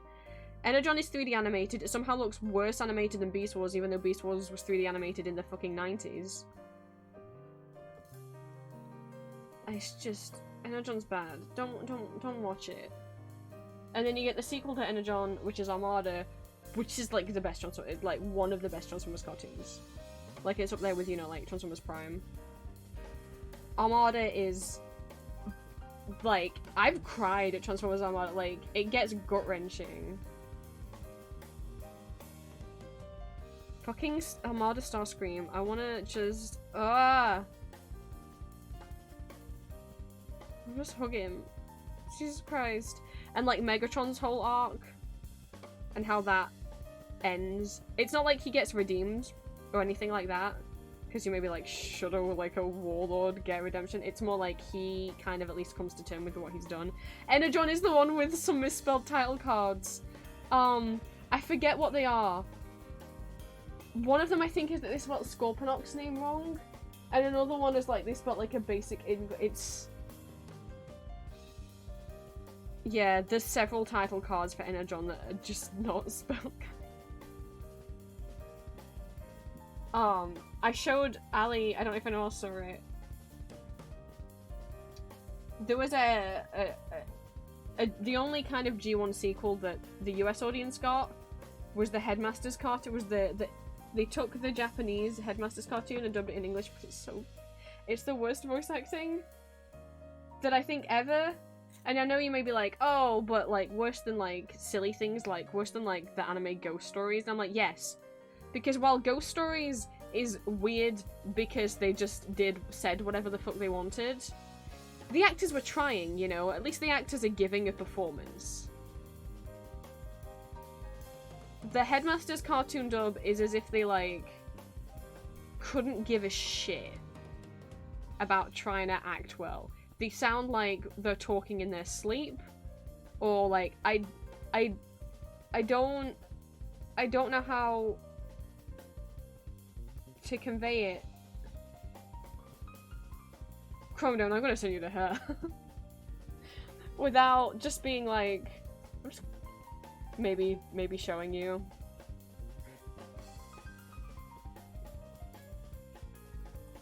Fortress Maximus's come himself fucking kills me every time. I just started thinking about it. I know what they're trying to say is, oh wow, even Fortress Maximus has come to this event. But they said, Fortress Maximus has come himself. And I'm like, why did you phrase it that way? And why did you say it like that? Why did you say that he's come himself? They accidentally called Unicron Unicorn. And no one, like, said in the edit, oh shit, boys, we need to re-record that line. You accidentally called Unicron, you know, the important big evil planet-eating, like, god, Satan, monster, unicorn. Headmasters, Transformers.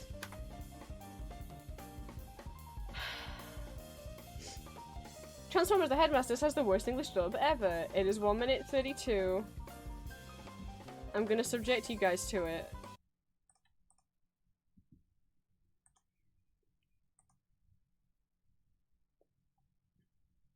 It's...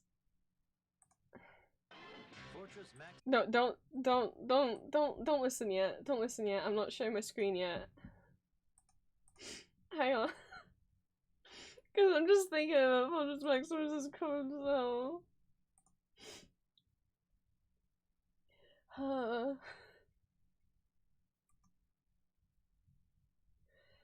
Anyway, Energon bad, Armada good, Cybertron, I don't remember how good Cybertron it is. Armada is 2D animated, Energon was 3D and the animation was bad, but also like the show wasn't that good either.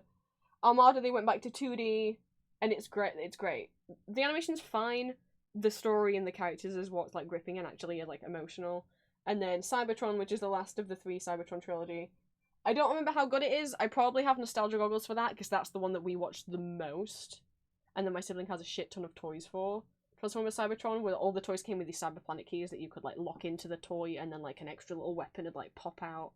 Cybertron was cool because you got like the Beast planet with all like with all the like the Transformers that turn to animals as well. Anyway. I'm sorry. Fortress Maximus is unable to enlarge because he has used up his powers to operate on Spark. Fortress Maximus.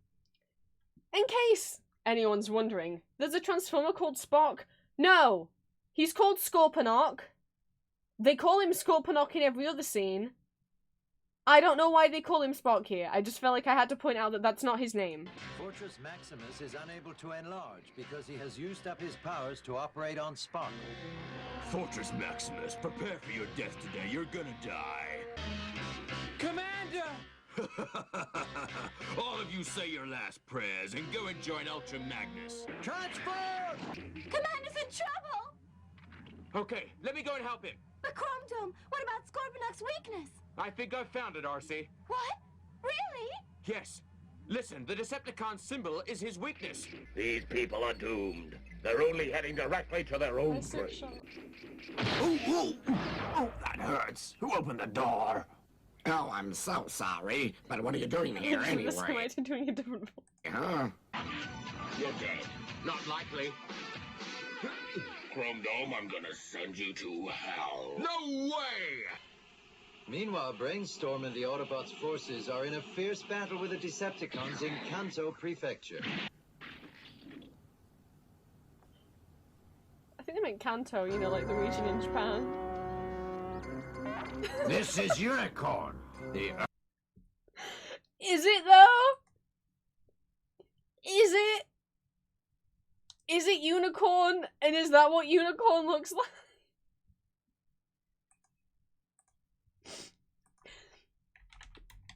I just help. For those who haven't seen Unicorn before, like, Jesus Christ, I'm not gonna be okay. No, I'm not gonna be okay. Unicron is a Transformer who's the size of a planet. He eats, well actually he's bigger than most planets, and he eats other planets. That's what he's meant to look like. That's what he looks like in the movie, that this is like it was Transformers Season 1, Season 2, then the movie, then Season 3, then Season 4, then this was trying to be, well, Season 4 was only 3 episodes long, and then it, like, nothing happened with it. no one really remembers it or is aware of it. And then Headmasters was trying to be like season 5. This is it. This is, oh god. And that's what he transforms into. That's what he's meant to look like. I don't know why this is Galvatron in a unicorn. Why? Cosplay. This is Unicorn. Is it? The Earth will soon be a part of me. Is it Unicorn though? But before I can fulfill my ambitions, I need a lot of transforming parts. What's happened to the headmasters? Can't they fight without Chrome Dome? Fortress Maximus has come himself. Okay, then I shall get Fortress Maximus to fight me. Okay, Julia. You get something to eat. I'll be over here thinking about the fact that Fortress Maximus has come himself. Let's get back to painting.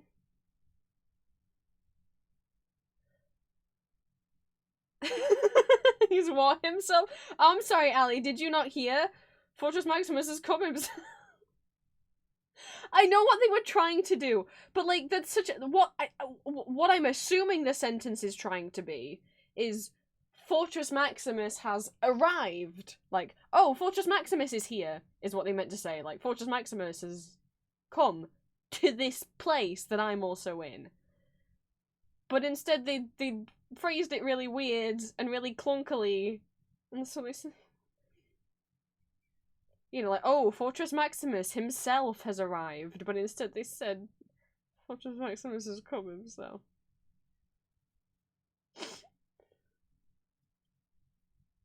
But, like, there's no, like, pauses or new, or, like, any tone, I don't know, to any, I know that they're robots, but, like, they're also sentient living aliens. But all of them talk as if they're just talking like this, and they're also kind of talking as fast as they possibly can. And they're all, like, doing the same kind of slightly gravelly voice. Fortress Maximus is coming, so, like, what the fuck? And a lot of them are speaking so fast. And I just...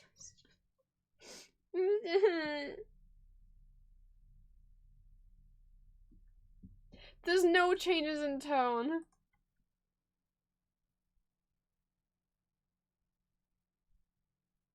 They're all like, Chrome Dome, I'm gonna kill you now. Okay, well no, if I kill you first, okay, well blah blah blah. Like, it's just all nothing. If you weren't looking at the screen, you wouldn't know who was talking. I'm gonna go on the TF wiki to look at the page on glitches. I don't know if I've been through this before. Not the Transformer glitch. Which is what Tarn's name was before he renamed himself Tarn. The glitch wasn't the first name that he had either. Sleepy! Oh my goodness! A miserable little pile of secrets! Let me unpause the music so there's actually music back. Sleepy Heart! Hello, thank you so much for the raid. Dio Deception, thank you so much for the first time chat. Hello, Drunk Degenerates. Drandria, thank you for the first time chat. Hi, Sleepy. I have paint on my fingers, but I'll try and give you a shout out anyway. Unless someone else can do it. Unless someone else can. Lucia, would you mind? Doing exclamation mark SO and then Sleepy's name. We're going to paint everywhere. But hello. Thank you. You were playing Power Wash? Fuck yeah. That kind of bridge. Oh heck. Let me get this. They are not claymation models. They are dolls though. Straight back in. But they're not for claymation, they're just for me to not had a long have. dip. Let's just for me to have and hold. Load, I should have checked that. I wasn't going to transfer it. Why not? There's 4 more bodies on the floor. That sounds bad. I'm making 2 of me, 2 of Julia, and 1 of Wally Darling from Welcome Home. Everything's kind of only on its like first coat of paint. I haven't got that that many things painted. Jesus Christ. Yes, and we got a lot of parts and pieces. But it is a wire armature body, just so that I can like pose them. But they're gonna get like fabric on the top of the bodies once everything's painted. Yes, welcome raiders. Ah, sorry, I have like an infection on my elbow, so like moving this arm is very hard at the moment, and I keep forgetting and getting carried away. But hello, my lovelies, welcome. You can call me Prince. I'm a neurodivergent trans vampire. You're welcome to become one of my children of the night. I'm an 18+ content creator, voice actor, and illustrator, as well as a VTuber and variety streamer. I post bi-weekly audio roleplays as various characters on my YouTube and bonus content on my Patreon. All my socials are listed in my card if you type !socials in chat. I also have an Etsy shop where I sell original art and fan art. I currently am predominantly streaming art. I have been streaming the process of sculpting these little guys, and now they've all been baked. They're just made with Fimo. And now they're getting painted. And then we're gonna make the fabric bodies, and then I'm gonna make them some clothes, and do the hair like out of yarn wefts. Gonna make some wefts. This is my first time making dolls. Well, I hope it's all gonna go okay. I've sculpted before, I've painted before, I've sewn before, but not all together, and not on such a small scale. Placement need to head off. Oh, Sleepy, that's okay. If you or anyone else who came along with the raid needs to go and eat or sleep or just take a break or anything else, post-stream self-care is very important, and it's totally okay if anyone needs to go. But if anyone who came in with the raid would like to stay, whether you want to chat or lurk, that's also totally okay. We have 4 more bodies on the floor that look like this. We've got little hands. And then we have like the stuff I got sidetracked on, so like I have 2 of these, which are little models of Dr. Habit from the video game Smile For Me. For no reason other than that I could. And then we also have a little... This is my girlfriend's cat. That I've made for her. But everything is kind of in a process of having a few different coats of paint. These have just been handed their second coat of paint, everything that's black here. So I think I can go and give Wally the second coat of paint, because he seems to be doing okay. I was rambling about Transformers before you guys came in. Because I was gonna try and find for Ali the spelling mistakes. Oh, it was sillier than I remembered. I thought it was that they'd spelt Scorponok wrong. It was not. I mean, there might be one where they spelt Scorponok wrong. TF Wiki is my favourite place. Maybe my favourite website. Because they always put sassy little captions over the images. This is the most famous animation error in Transformers, which is that they coloured Ultra Magnus's head the wrong colour. His poor little head.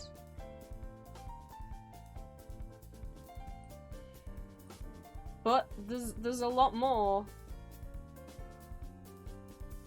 A lot of the time characters get miscoloured. There's a lot of instances of their to the point where sometimes there's like 2 star screams on the screen in the same time in the G1 because they've accidentally miscoloured like Thundercracker as Starscream. There's a few instances where characters are like very not the size they're meant to be. We've got issues with like layering and stuff. And then, yeah, we've got some like we've got big Ironhide, tiny Ratchet. Ironhide is way too big, and Ratchet is way too small. I do not know what happened. Ratchet's now just a little guy.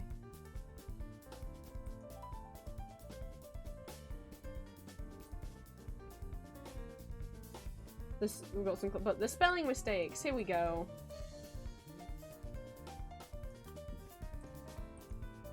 We have one G1 spelling mistake from the 1980s cartoon, where they have misspelled, it's a Decepticon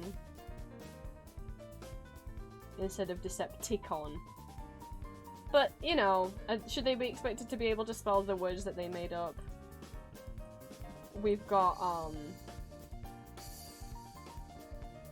danger, neutronium, spelt with a W instead of EU. So that you know, as if it's like tronium that is brand new. That's just one for me to let me know that I can start eating. And then we have 2 title screens from Enerdrome. We've got A Tale of Two Heroes. Heroes is missing an E. But better than that, my favourite one, we've got Improzond Inferno. Like, I can understand not, you know, sometimes I can't remember how to spell heroes. I can't remember if it's the O and the E and then the E and the O. But, this one's a little inexcusable. This one doesn't feel like the person didn't know how to spell the word. This just feels like they like I and O are next to each other on the keyboard. This just feels like they accidentally made a typo, and no one noticed. No one noticed that it says Improzond Inferno. Aren't we all just prisoners on this earth? Aren't we all, Ali? Oops. I forgot I zoomed in. Sometimes there's errors where, like, they accidentally put characters in as background characters who've already died in previous seasons. Or sometimes characters who have currently been, like, captured or, like, aren't meant to be on Earth are suddenly on Earth. And then the classic from the 1980s G1, where they just forgot to draw the bottom half of Optimus's face.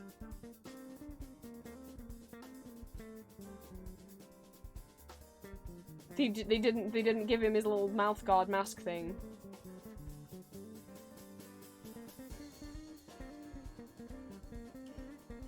I mean, how's he gonna speak? Which is a mouth guard that he can take off, and he has a mouth under there, but not according to these guys.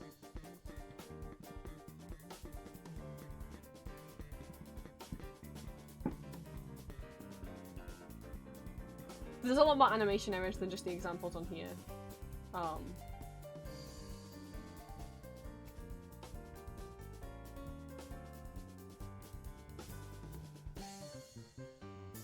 yeah.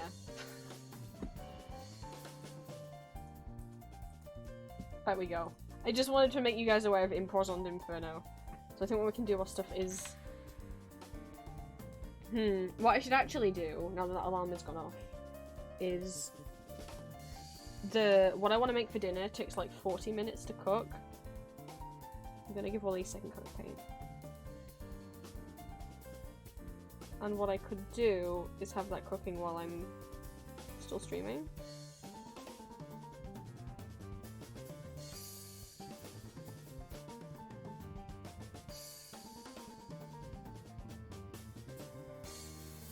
Sorry, let's move him so you guys can see.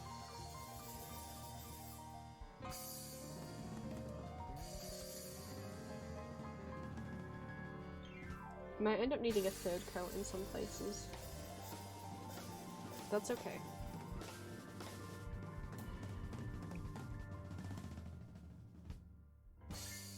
Just because you can kind of see through the coats to see kind of like, female and polymer clay, so, in terms of like, they are just magnets for dust and fiber and just any and everything, and it gets stuck in the clay, so like Wally especially has suffered from like getting quite dusty.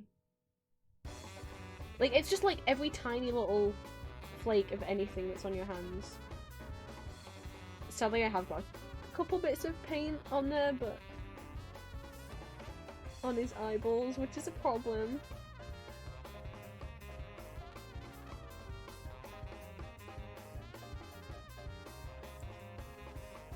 Because obviously that part of his eyes is meant to be white, but I managed to get a bit of it off, so we'll see.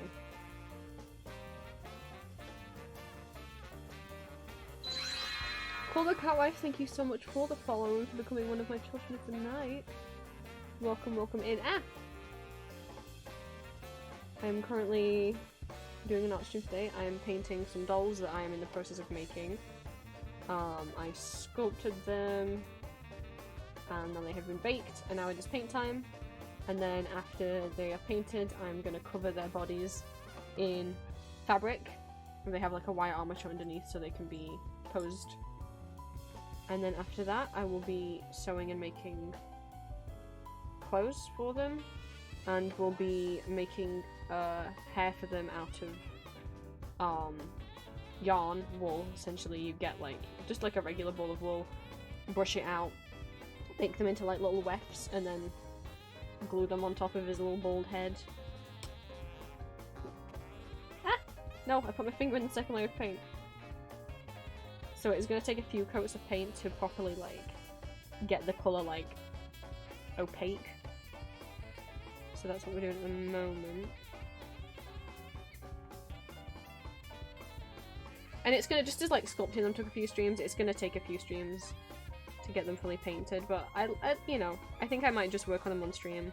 I think it's been fun working on them on stream.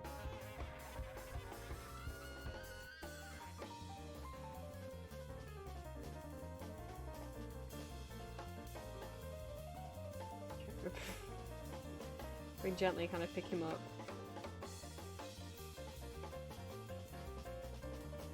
I really want to get to a specific part of his head. I need to get to this side.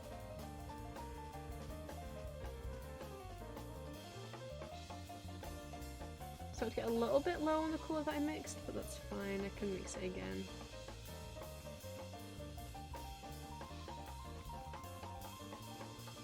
Okay. I'm gonna lay him down face first, so we can try and like rest on his eyeballs.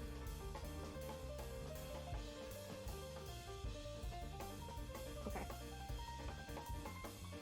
So then everything else needs the second coat. Yeah, we are starting to run out. I'm gonna need some more white paint in a bit.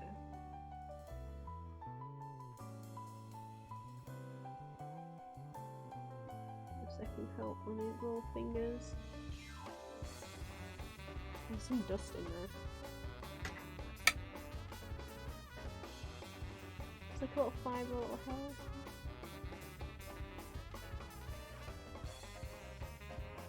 Get. There we go.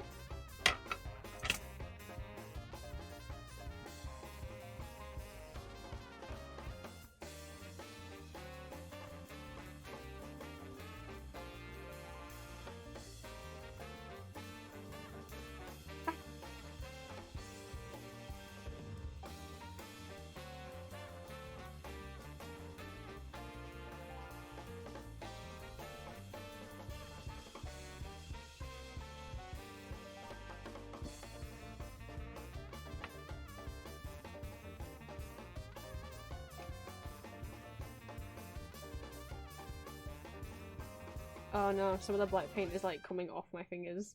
That was already dried on my fingers is like coming off and getting onto. That's a problem.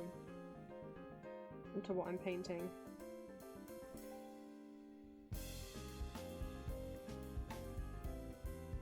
I'm gonna need to go wash my hands. Oh! Bye, Ellie! Finish the mermaid. Oh yeah, this is a problem. Because the black paint on my fingers is getting wet.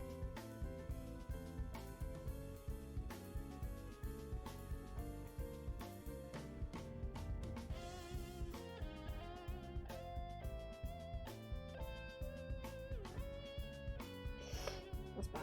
That's bad. That's bad. That's bad. That's bad. That's bad.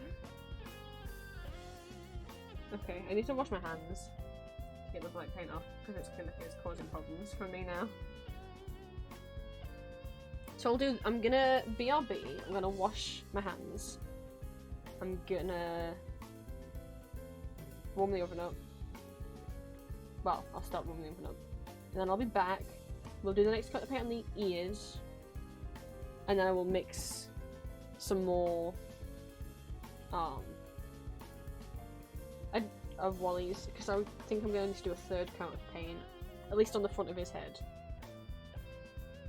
And then the black is mostly covered. There's some little spots that haven't been gotten, and then obviously I still need to paint the underside.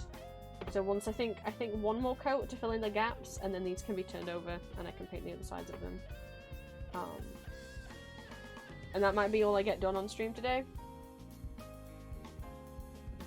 Because once I put this in the oven, then it's going to be like, like 10 minutes from the oven up and then 40 minutes for this thing to cook. So I will try and touch my mouse without getting it covered in paint. I'll be back in like 5 minutes.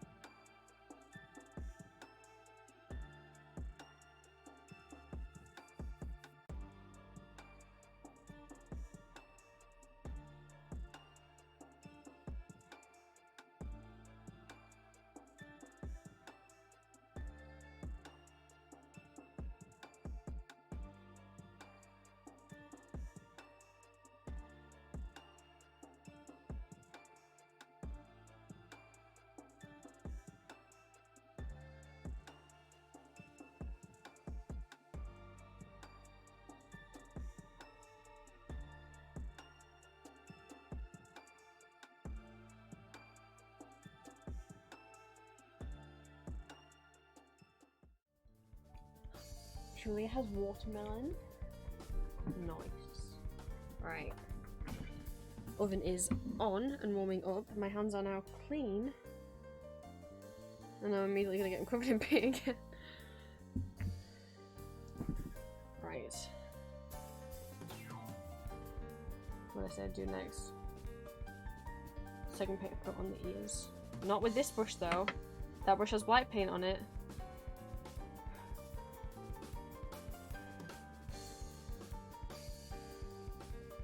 I'm also feeling like just do it this way.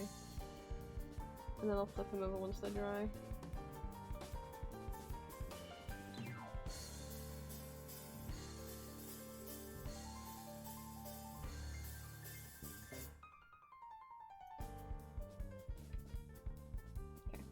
I need a bit more white paint.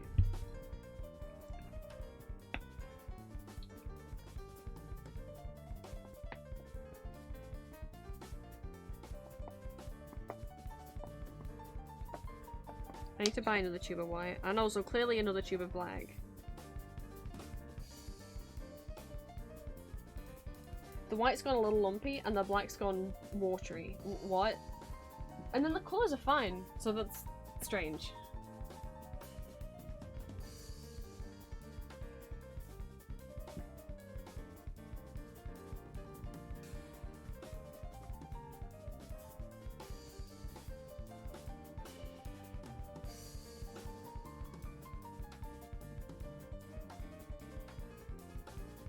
But we want to wait for that to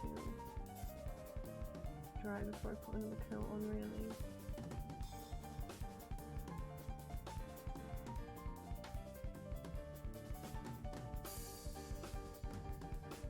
Don't think Molly's head is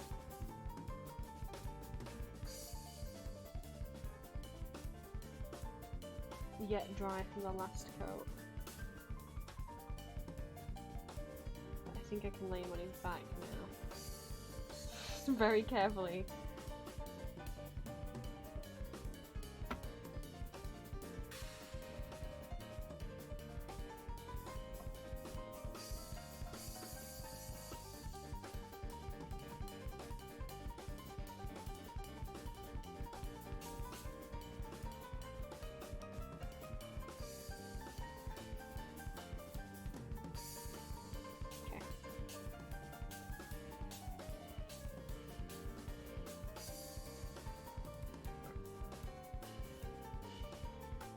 Do one more coat.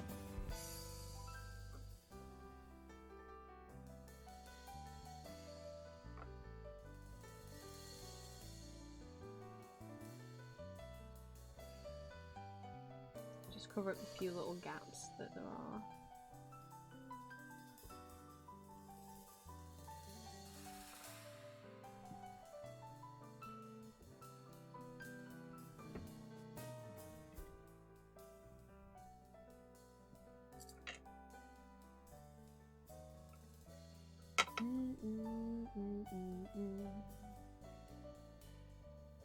Ah! Spinning around so easily.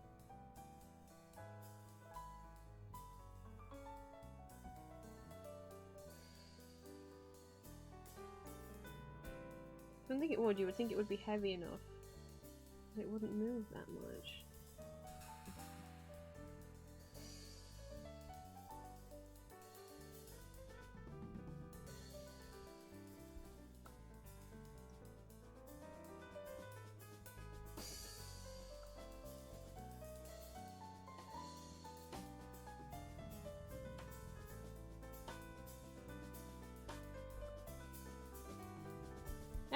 I don't know why he's getting caught on my tripod.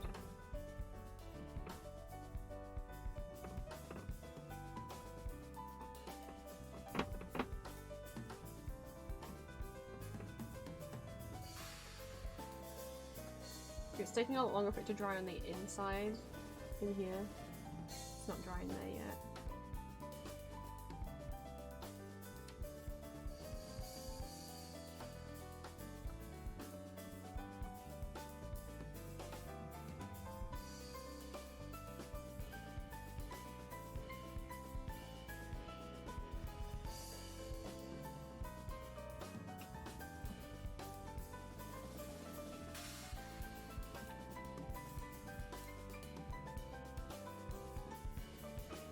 don't even think some of the first coat in there is dried yet. Never mind the second. Third.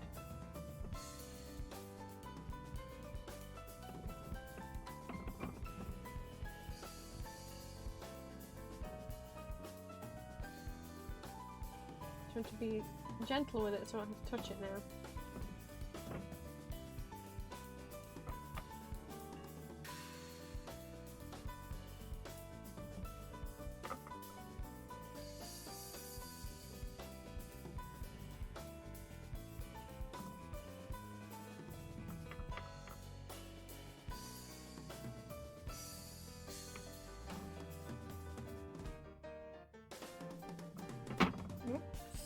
Come back.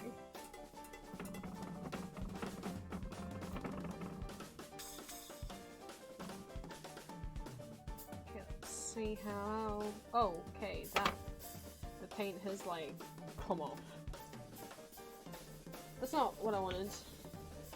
That's like all 3 layers of paint have come off. Don't you still play Animal Crossing?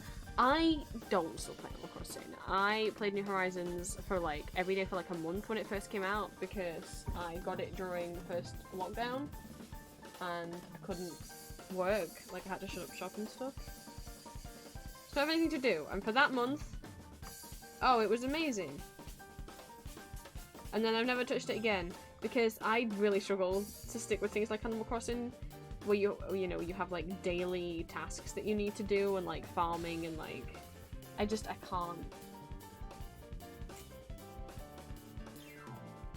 can't do the whole daily chores thing, and you have to go on every single day, otherwise you miss out on important. Like I could never decorate my island the way I wanted because I just never get the furniture that I wanted, would just never show up, and so I'm like, what's the point?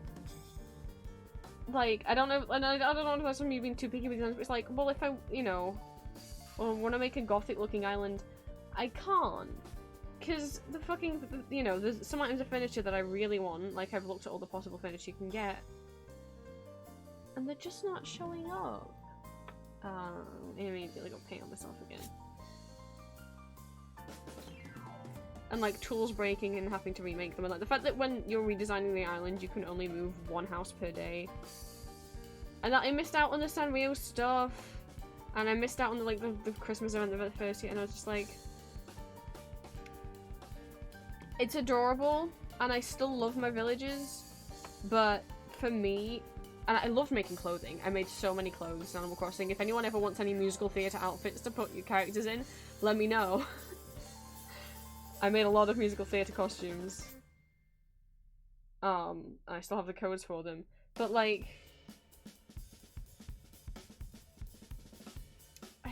I stopped having fun. And like, I would gladly play it with other people. It's like, but what can you do? You can't do a lot when you go to someone else's island. You can only like, show them around. You can't... Like, I went to a friend's island once and Flick was there, but I wasn't allowed to interact with him because I wasn't from that island. I was like, oh. And they were like, come over and you can help me get bugs. And I was like, okay. No. I'm like, oh. Well, that sucks. So I don't know really what you get out of, like, playing with other people, and I guess showing them what you've done, which if you... I think also I struggle when it comes to designing and decorating in games. I really struggle because I never have any ideas when it comes to, like... When it's clothing, sure. But when it's, like, interior or exterior decorating, I can't... I don't have a brain for it. Games like that just get to the point where I can't... I'm not enjoying it. It feels like doing chores. And it doesn't feel relaxing and it stresses me out. Like, and I know it's like, Animal Crossing stresses you out. I'm like, yeah! Because if I miss going on one day, I think, well, fuck, that's probably the day that, like, Red turned up, or, like, Flick turned up. I don't know, you know? I don't know. Oh, there'll be even more weeds there now when I go on tomorrow, like... Oh, no, I don't do time traveling in Animal Crossing. I'm not against people time traveling in Animal Crossing, I daren't. I don't want to risk, like, breaking my Switch and messing with the settings. Which, for those unaware, if you don't want to have to wait per day for, like, the next day on Animal Crossing, because Animal Crossing passes in real time, you can just go into your Switch settings and change the time on your Switch clock. Oh, the oven is warm. But I'm too scared of doing that. Like, looking at other people's islands and stuff, I'm like, that's so pretty, and you've worked so hard, and props to you. I can't. I really wanted to enjoy it, because I played Wild World a lot as a kid. And I do appreciate that now villagers can't move away without your permission, because that fucking broke my heart as a kid. I still have Wild World for the DS.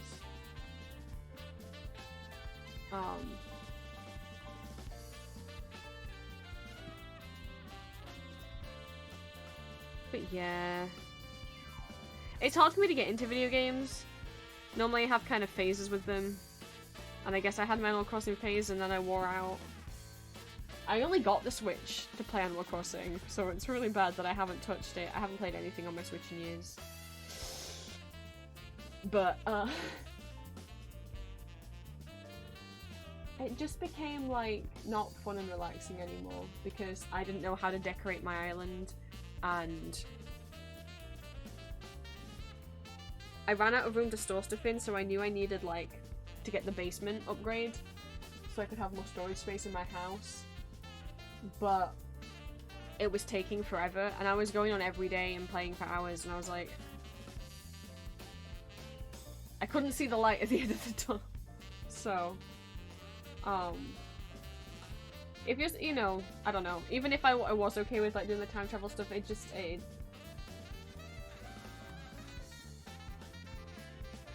I don't know. I just can't. I struggle to enjoy games like that. The alarm has gone off to say that the oven is warm, so I can put my food in, which will then take 40 minutes to cook, so I will pretty much stream for like another half an hour. And then we'll go find someone to raid.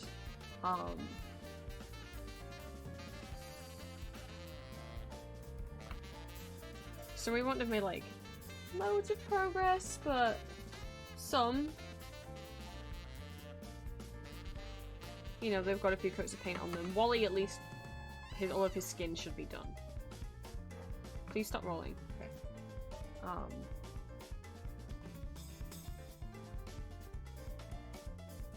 But I am also, like, moving a bit slow and having to be more careful because, you know, I can't move this arm much at the moment. So, I will BRB, put something in the oven, I'll be back, and then I'll stream for about another 30 minutes.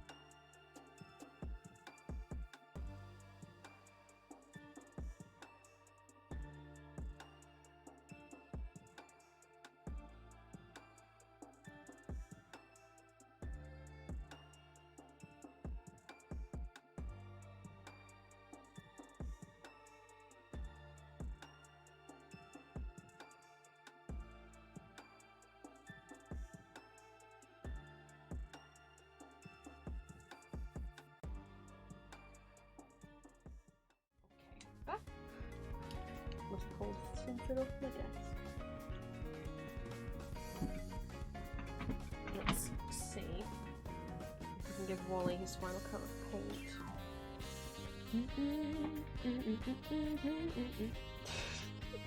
There's a head spinning around.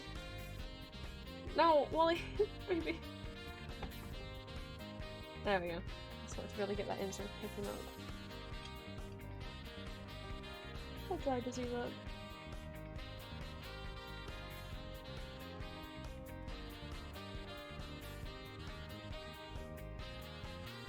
It's a little wet on the front of his head.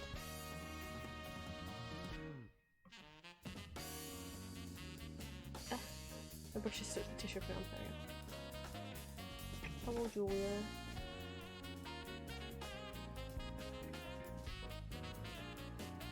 A little bit of that red back.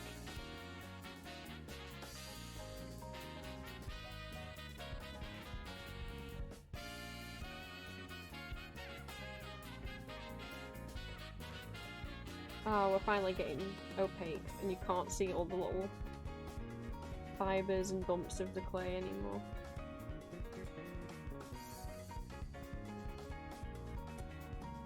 It doesn't matter so much at the back, because obviously his hair's going to cover a lot. Oh.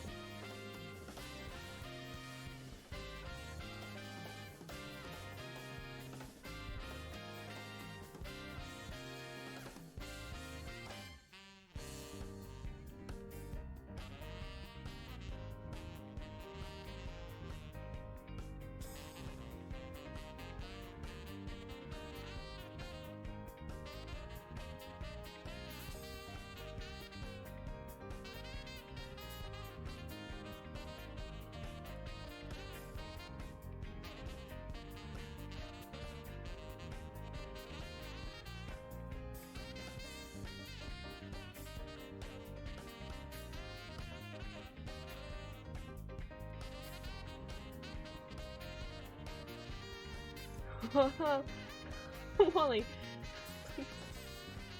Stop rolling everywhere. My goodness.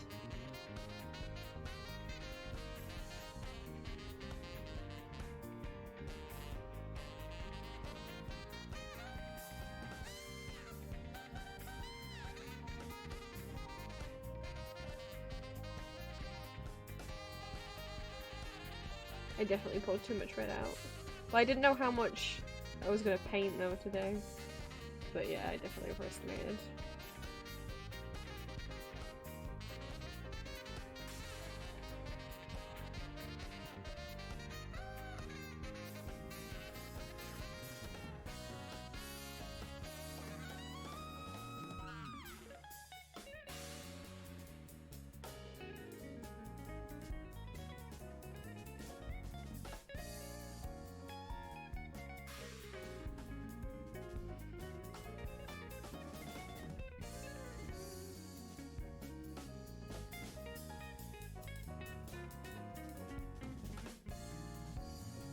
When I'm like working in my own light, I can't really see the side of his head too good.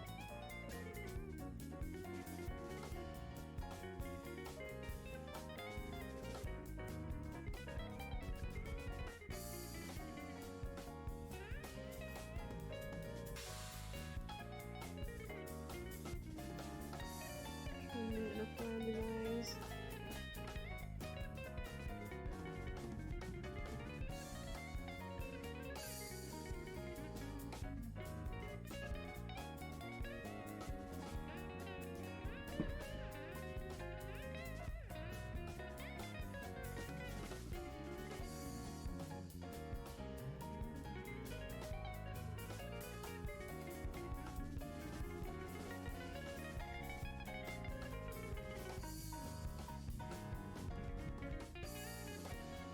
Gonna end up needing another coat around his mouth, I think, because it looks a lot thinner there. You can even kind of tell.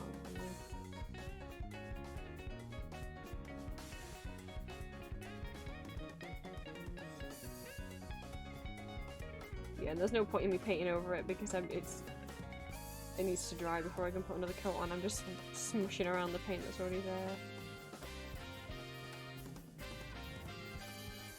Don't know how long it's gonna take to dry though.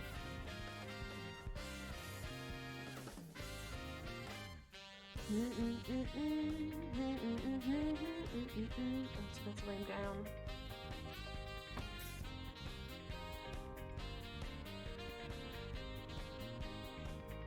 Gently, gently, gently, gently.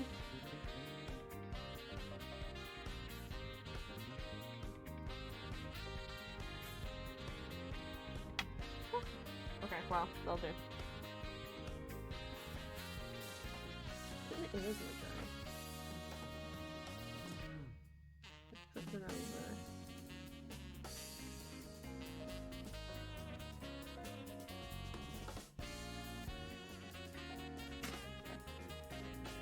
Give those in the cup back.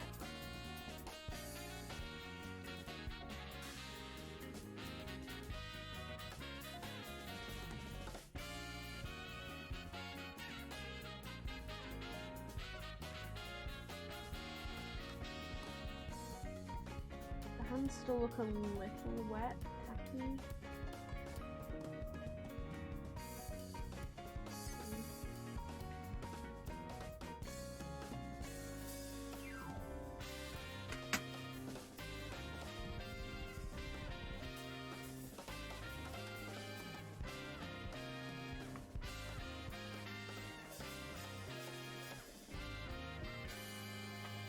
Well, no, don't touch Lucius! Don't make him. Oh, phew, okay.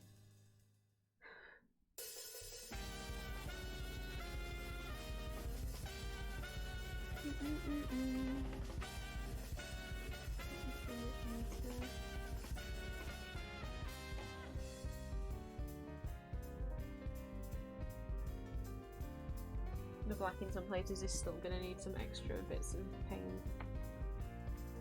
Which is annoying. I should look into getting some new black paint.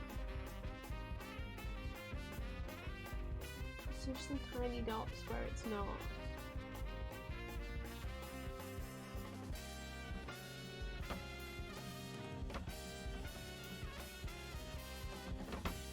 Covering up just the teeniest, tiniest dots.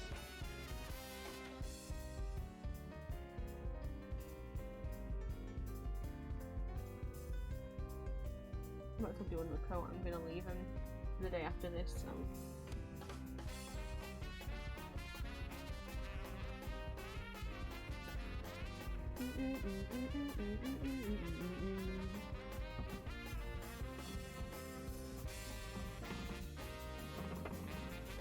Okay. Can't really touch or do anything with the feet because they are still very wet.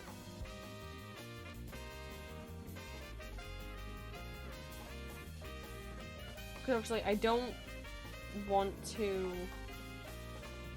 end the paint session before Wally dries and I can do another coat over his mouth.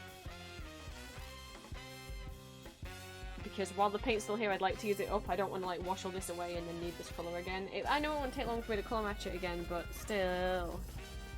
I'd rather not have to. Jesus Christ.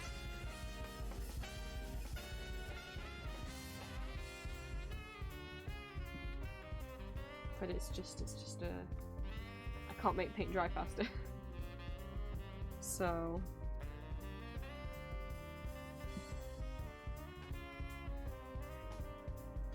for like 30 minutes on my time. I don't want to start making a new colour and paint a new piece because my food's gonna be ready in 30 minutes.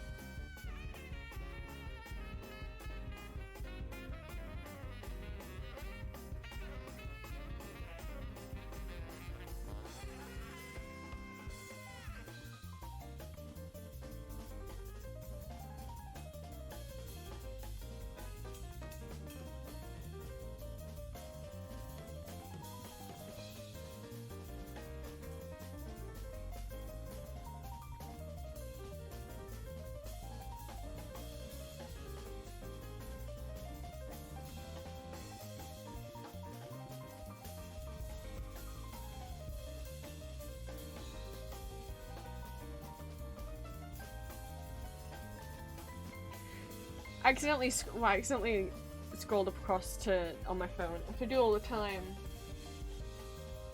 to which pulls up Google and gives me news stories. I'm like, oh, it's all depressing. And then I saw anyone in the UK, the Royal Shakespeare Company is currently seeking to take on like people for like apprenticeships and work experience stuff.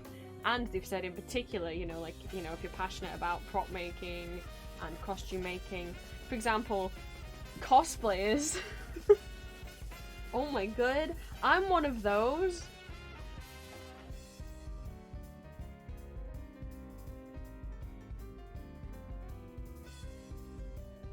No, I mean I couldn't take it though because I can't go down in London.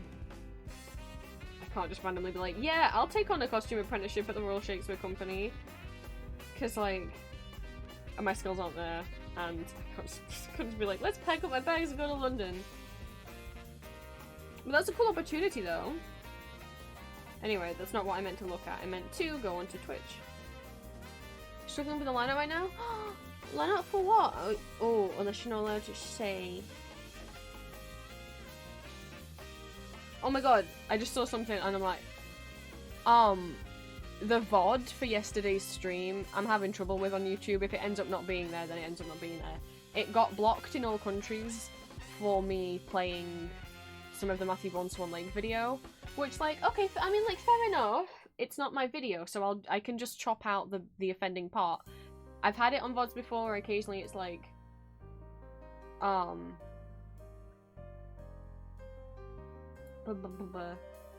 oh, you played this song again, like, okay, well, I'll just cut out the duration of that song.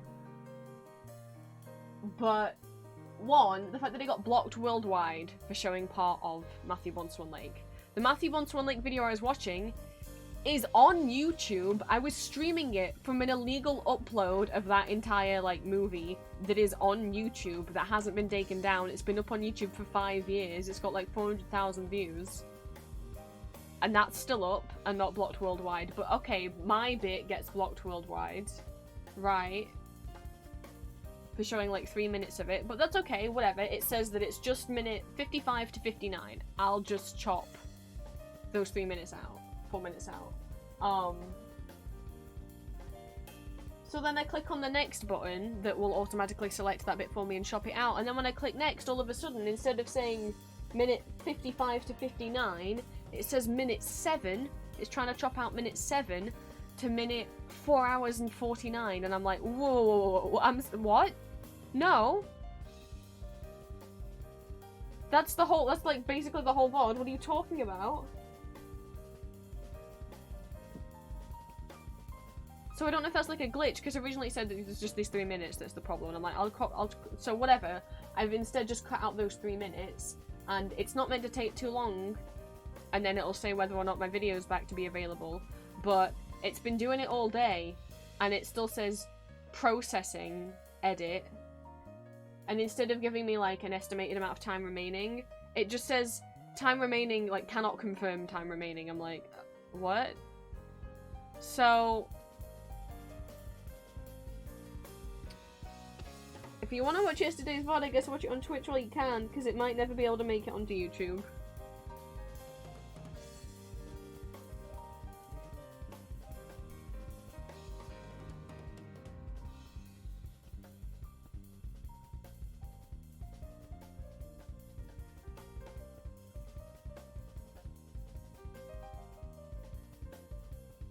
Yeah, someone I can raid.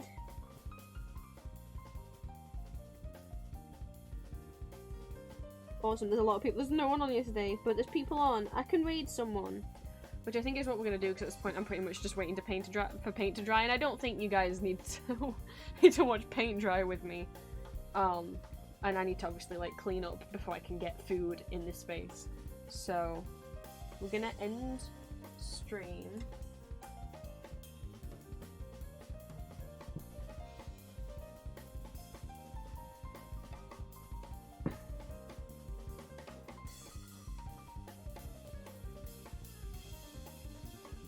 So it felt like we had something in mind. We're gonna end stream.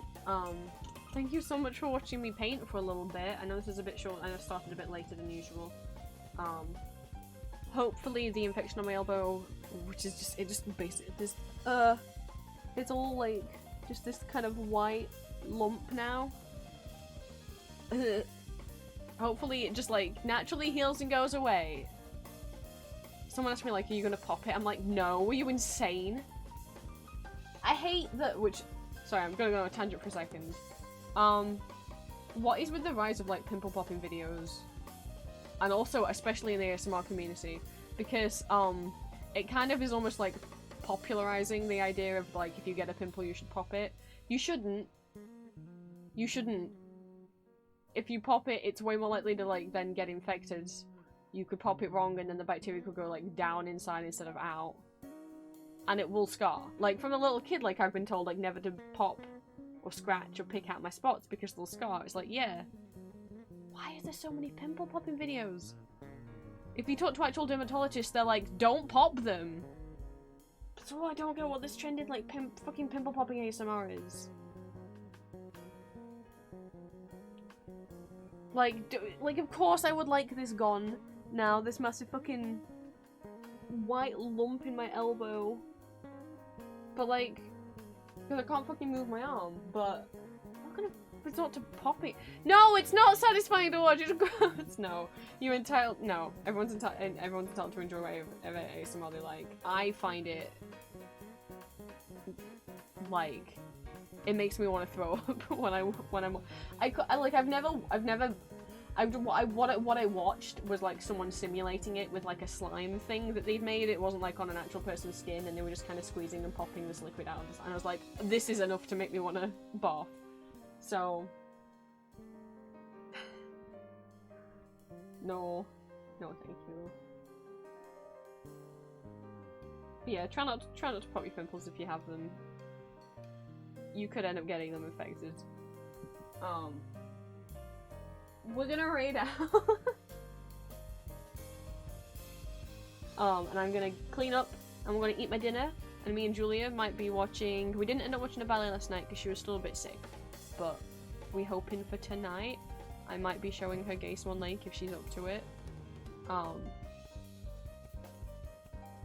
So we're gonna go on a little raid. Thank you so much for watching me paint. We're gonna stretching with my left arm. It's because like it's on the skin on my elbow, so anytime that skin moves, it's like horribly painful. And you know, it's your elbow, it's your joint, so anytime you move any part of your arm, it's making your elbow, the skin on your elbow shift. So it's like impossible. It's impossible to not hurt. I'm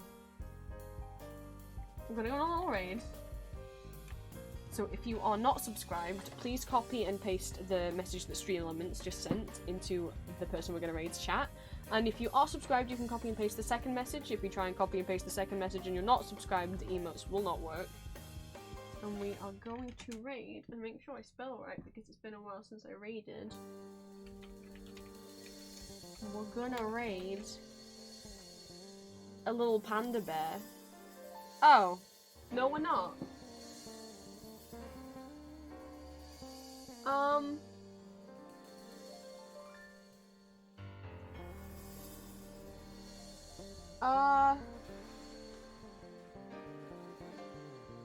Sorry, no we're not.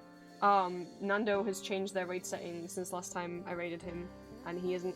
I don't know if he's not accepting raids or he's just not accepting raids from. You can have raid settings that means like you're not accepting raids from anyone, or you can change it to like you're only accepting raids from maybe like a specific. You can have like only accepting raids from mutuals, and then you can also have I think only accepting raids from a specific list. Maybe he's just had raids turned off at the moment. I hope it's not because he got hate raided. So never mind. His raid settings don't allow me to raid him. Let's pick someone else. Who else is online?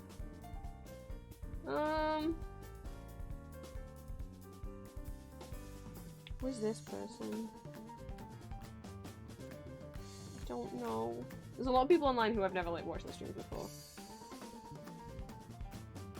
Onyx is online, who we have raided before.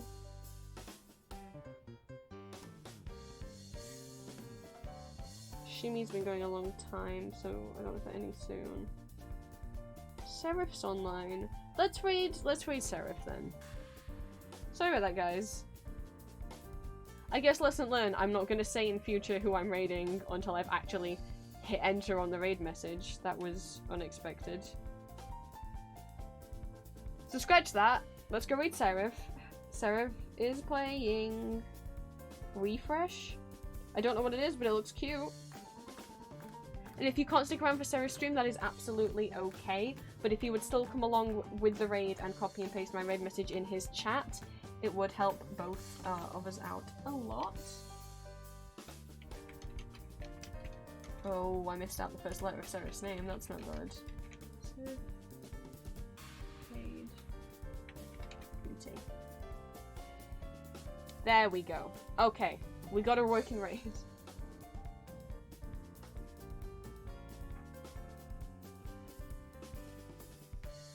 I will see you guys next.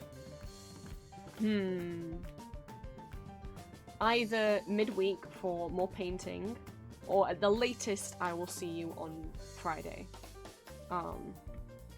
For either painting or some digital art, and then Saturday once again for Magma. Speaking of, I want to give a shout out to Shy, really quick. Shy's a streamer I've been watching a lot the last few weeks. I love her content, I love her art, her model's so cute. She had a 700 follower celebration last night and was doing a Magma stream, so I was drawing in her Magma last night, which was very fun for a change to be drawing in somebody else's Magma. But I feel like I'm not gonna spell Shy's name right. Let's hope it's this. If you don't follow Shy and you want some cute art, consider following Shy. You know, everyone's here for the moves. Please do not throw anything at me. I just want to give him a little shout out. Objects didn't show up. Give me a second. But so I will either see you guys midweek for some painting. Thursday I'll try and organise a watch party for a ballet. If not, I will see you on Friday.